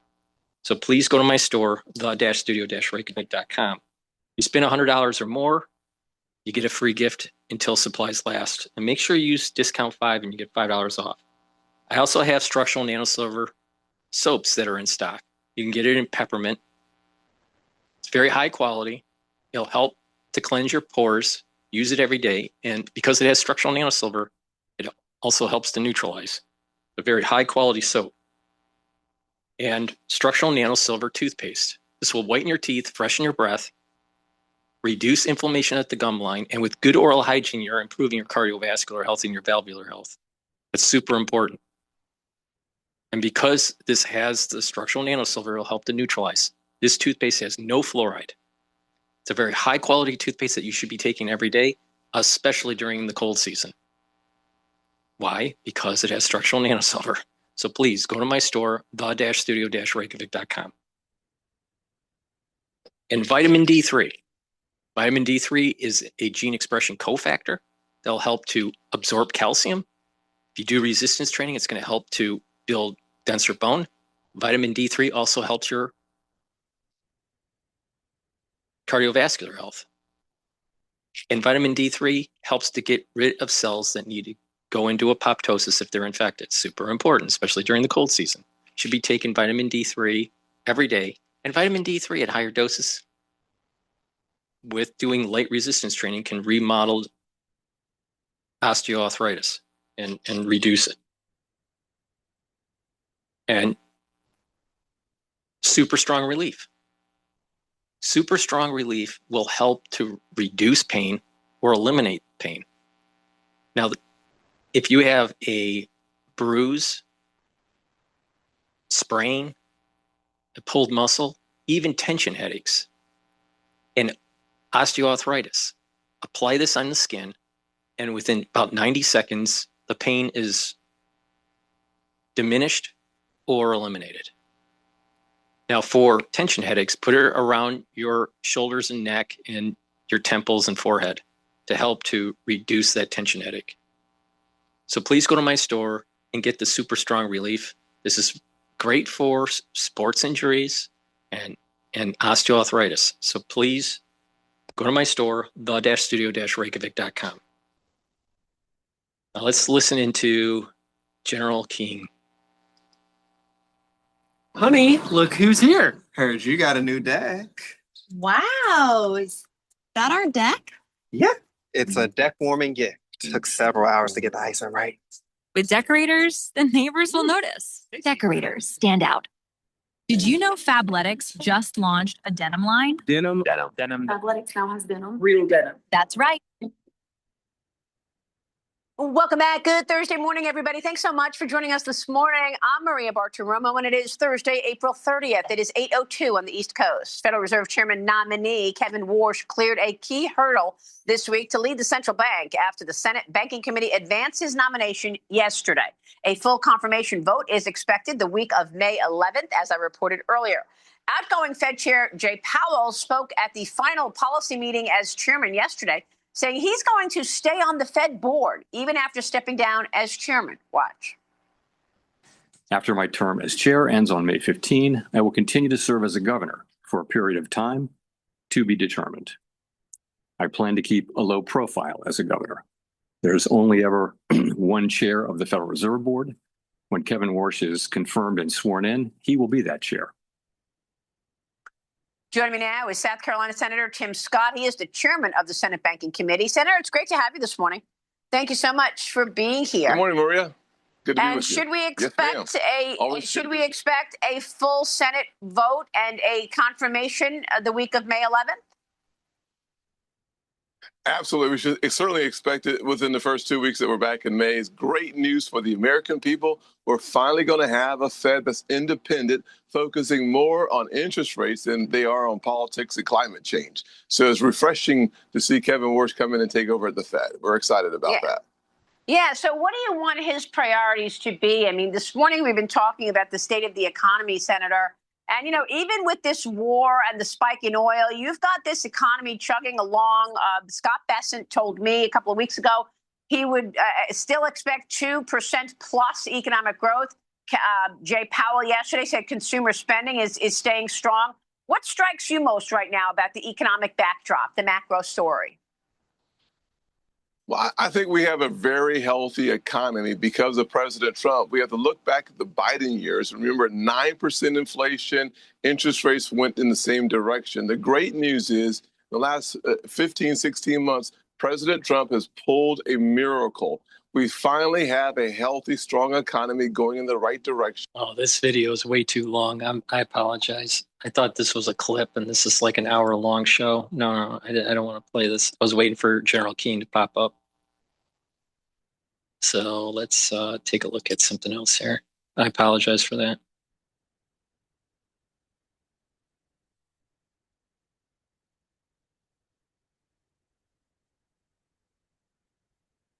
All right, let's listen into Waters talking about time's up.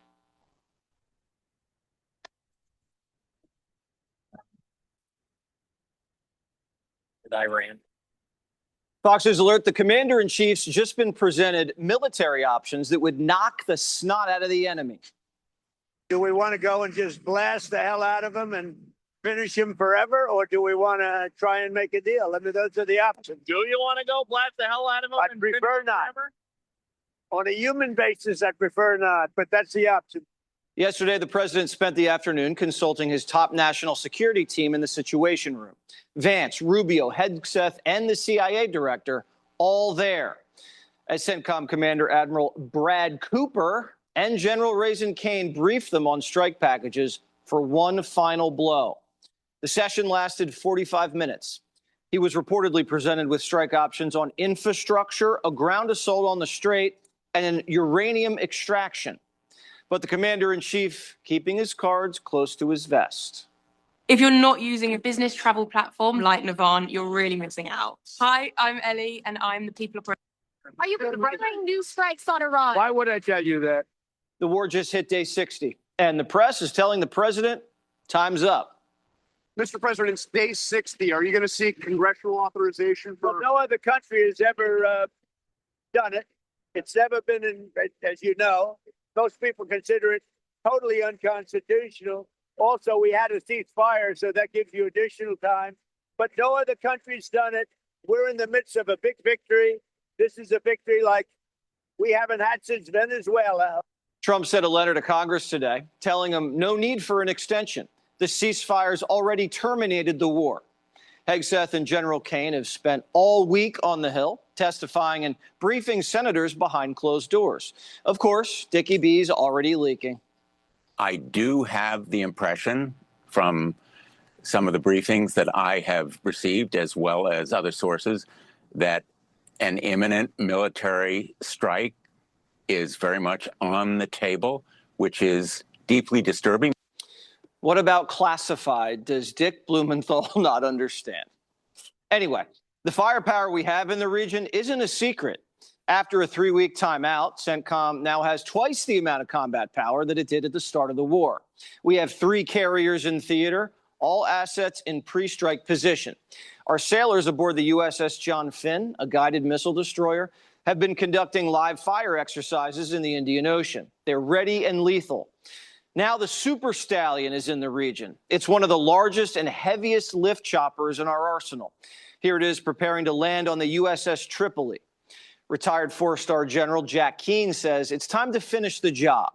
I think option one is return and finish what we started. We spent 3 weeks here trying to work something out with these guys. Let's go finish that once and for all. Complete that mission that we've given to them. And when that happens, oil is going to go down. So if you want to prevent world recession, or economic turmoil in the United States, it's better to kick the shit out of Iran now instead of this slow bleed that may not topple the regime. So it's a win-win. You get the nuclear material, you knock out the IRGC, and oil precipitously drops. But the longer this blockade happens, stays in effect, the longer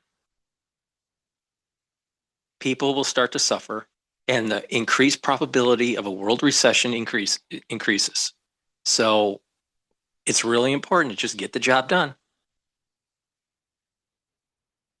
This is Trump shouldn't have been doing this. Like, I'm going to, create a deal. I'm going to have a deal with this guy and this guy and this guy. He should have just kicked the shit out of them right when, after the first deal fell through.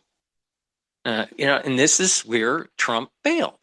Now, Trump, I'm glad he's president, but it doesn't mean that he is 100% right on everything. And I feel that he executed this war with not enough veracity. He should have knocked out the energy grid, and he should have knocked out the bridges when he said he was going to, instead of holding back, to accelerate the process. We can go through a list of targets, but there's leadership targets out there. There's ballistic missiles out there. Right. There's the remnants of the nuclear program that's out there. There's drone storage that's out there, and energy infrastructure, etc. There's plenty of targets that we have assigned that we want to finish. Iran's starting to buckle under the blockade. They just sent us a new peace proposal. Before, they said they wouldn't talk as long as the blockade remained. Now, they definitely want to talk and said they're willing to talk Monday. They also want Trump to tone down his rhetoric. Trump's threats are driving him crazy, and they can't tell what's going to happen next. And they want to talk about opening up the strait now. And then they'll talk about the nukes if we drop sanctions and the blockade. But it still sounds kind of like your typical Iranian haggling. The president says no deal. If this were a fight, they'd stop it. You know that expression, it's true. But they're not coming through with the kind of deal that we have to have, and we're going to get this thing done properly. We're not going to leave early and then have the problem arise in 3 more years. The Iranians, as squirrely as they are still signaling that a deal is possible. And this just in, Trump just gave Kushner and Witkoff another weapon. Nick Stewart from the Foundation for Defense of Democracies has just been added to the negotiating team. He's got a reputation as a hawk and is adamant about removing the uranium from the regime. But we're also dealing with an underground madhouse. As you know, it's a very disjointed, unfriendly leadership, unfriendly to each other. They're not getting along. They're very, very confused by what's happened because essentially most of their military has been wiped out. But we just had a conversation with Iran. Let's see what happens. But I would say that I am not happy. Their leadership is very disjointed. This is where Trump is failing. Just get the job done and stop talking. So, okay, you have a blockade, great. But get the job done. Get the nuclear material and overthrow the IRGC. All right? Instead of saying, well, we're going to make a deal, we're going to make a deal, and it never happens. And all he's doing is eating the clock. He's eating the clock politically. So it's hurting him in terms of the War Powers Act of 1973. It's hurting him in the midterm election. It's hurting people's pocketbook because energy prices are higher. So just waiting this out is not the best policy. The best policy was to destroy the enemy. Not like, well, we're going to have a ceasefire. Well, the reality is we needed the ceasefire to be able to rearm. But, the bottom line is this. Stop the negotiations. This is the part of Trump I don't like. He thinks that everything is like a real estate deal, that he's negotiating. We're going to make a deal. He sounds like a mobster. I voted for him. I'm glad he's president for the time. Presidents are judged as good presidents or bad presidents based on not their capability, but how they manage through a certain crisis, or how they manage through the time that they're president, right? Carter was terrible at his time. Maybe he would have been a better president in a different time period. George Washington probably would not be the right president for today. Lincoln probably would be not the right president for today. So it's also the circumstance. But this idea of Trump and the way he talks is kind of like street-ish, mobster-ish. I don't like it. I don't like it. It's time for, what I want Trump to do is to clean up the mess. All right? And I want him to just shut up. I want him to clean up the mess in Iran, where the theocratic regime is gone, and that there is the seculars within the society that rise up and are self-governing. And this problem with oil dissipates and is trading at a normal range. I want him to clean up the East Wing mess and build that ballroom and stop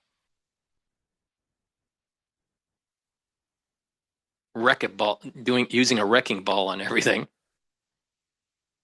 And I want him to stabilize the political landscape so the Republican Party can maintain power in the legislative branch.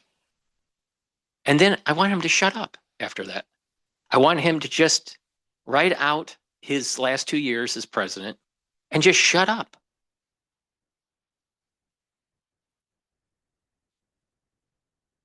Very argumentative with each other. They come back, one says one thing, one says another. They're very confused. We're getting peace proposals, but they're not coming from the gay Ayatollah. He isn't actually in charge. Tired of sifting through jobs that don't feel like the right fit? Introducing Indeed Career Scout.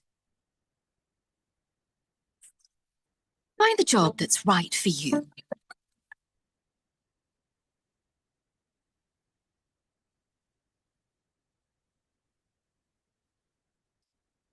The military is making him put out statements like Baghdad Bob.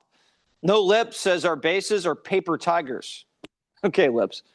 The moderates, they want a deal, but the military wants suicide by cop, by Trump. Hardliners believe the embargo is an act of war, and they want to start shooting. They're either bluffing, have a death wish, or just want to jack up oil prices again to squeeze 47. But even though they're on their knees, they're still showing a little creativity. Kamikaze dolphins. The Persians want to strap mines to dolphins to weaponize the strait. Don't tell PETA. These rogues are desperate. The blockade's already forced 45 ships to do a 180. And now the Pentagon is using AI to hunt down Iranian mines. The president says it's basically already over. The blockade has been unbelievable, powerful, 100%. It's been actually unbelievable. If we left right now, we had a great victory, but we're not doing that. The Pentagon says the blockade's already cost the Iranians $5 billion. And inflation is so high, it'd make Biden blush. If you want to block a cheese in Iran, you have to be a millionaire. It costs 7 million rial just to buy some smoked Gouda. You want a new car? That'll be 25 billion rial, billion with a B. But we hear the camel business is booming. If a rickety old sedan costs that much, how much do you think it's going to cost the Iranians to rebuild their whole country? Operation Economic Fury squeezing them like an anaconda. And this just in, Scott Bessent slapping sanctions on any ships paying tolls to these pirates. He's also sanctioning their currency exchanges, these financial rackets that move oil revenue to the Iranian military and their proxies. And guess what currency the Iranians use for oil sales? The Chinese yuan. So Beijing, not happy. And in 2 weeks, Xi's honoring a very special guest.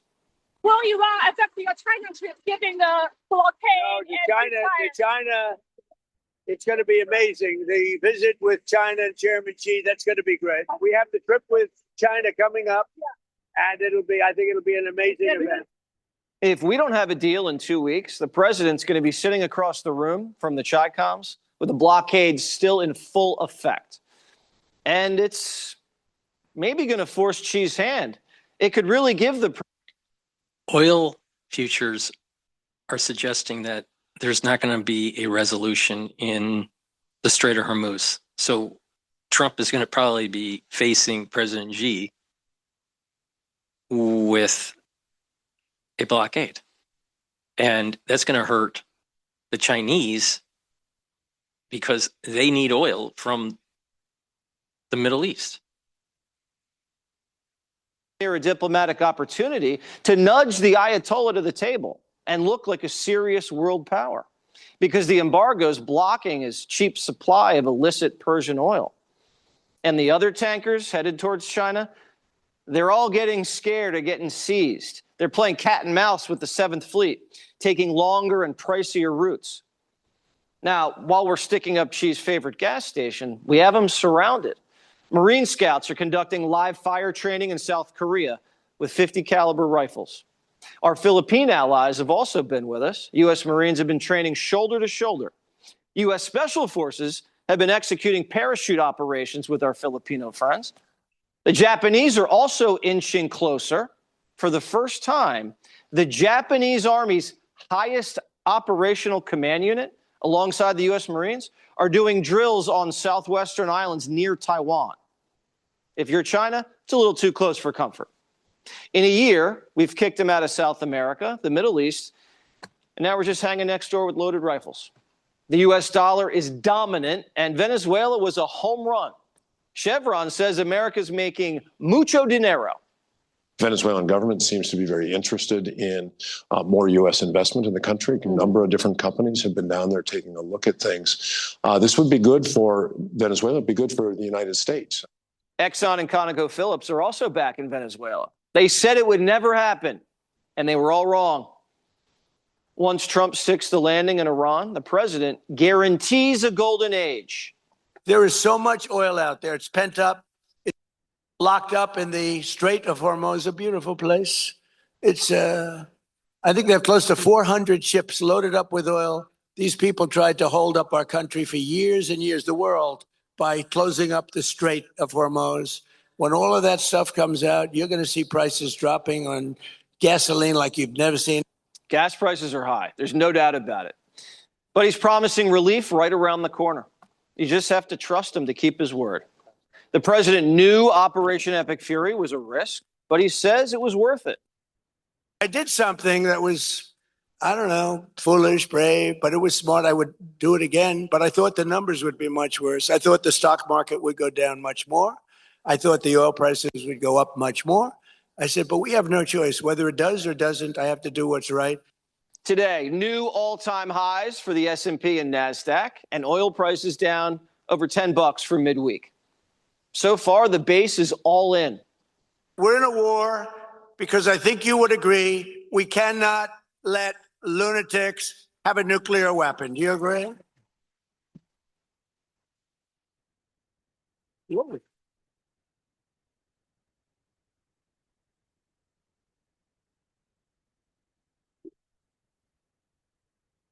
Be sure to like and subscribe for all the Fox News latest on YouTube and catch full shows streaming now on Fox One. Please go to my store, the-studio-reykjavik.com, and get the Max 35 or the Cleanse. Max 35 is 35 parts per million. Cleanse is 30 parts per million. This will help to boost up your innate immune system. Take a teaspoon a day, every day, swish it in your mouth, gargle 20 seconds or so, and then swallow it. What this will do is improve your oral cavity by neutralizing. Also, maintain a mucosal barrier and help the health of your epithelial cells in your oral pharynx. And by doing that, you're boosting up your immune system. I've been doing this protocol for 6 years, every day, teaspoon a day, every day. If you're not feeling well because of the cold season, take a tablespoon or two a day.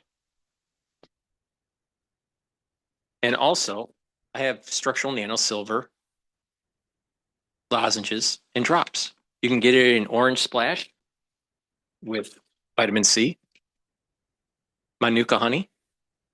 And for the drops, you can get it in honey and lemon and blueberry.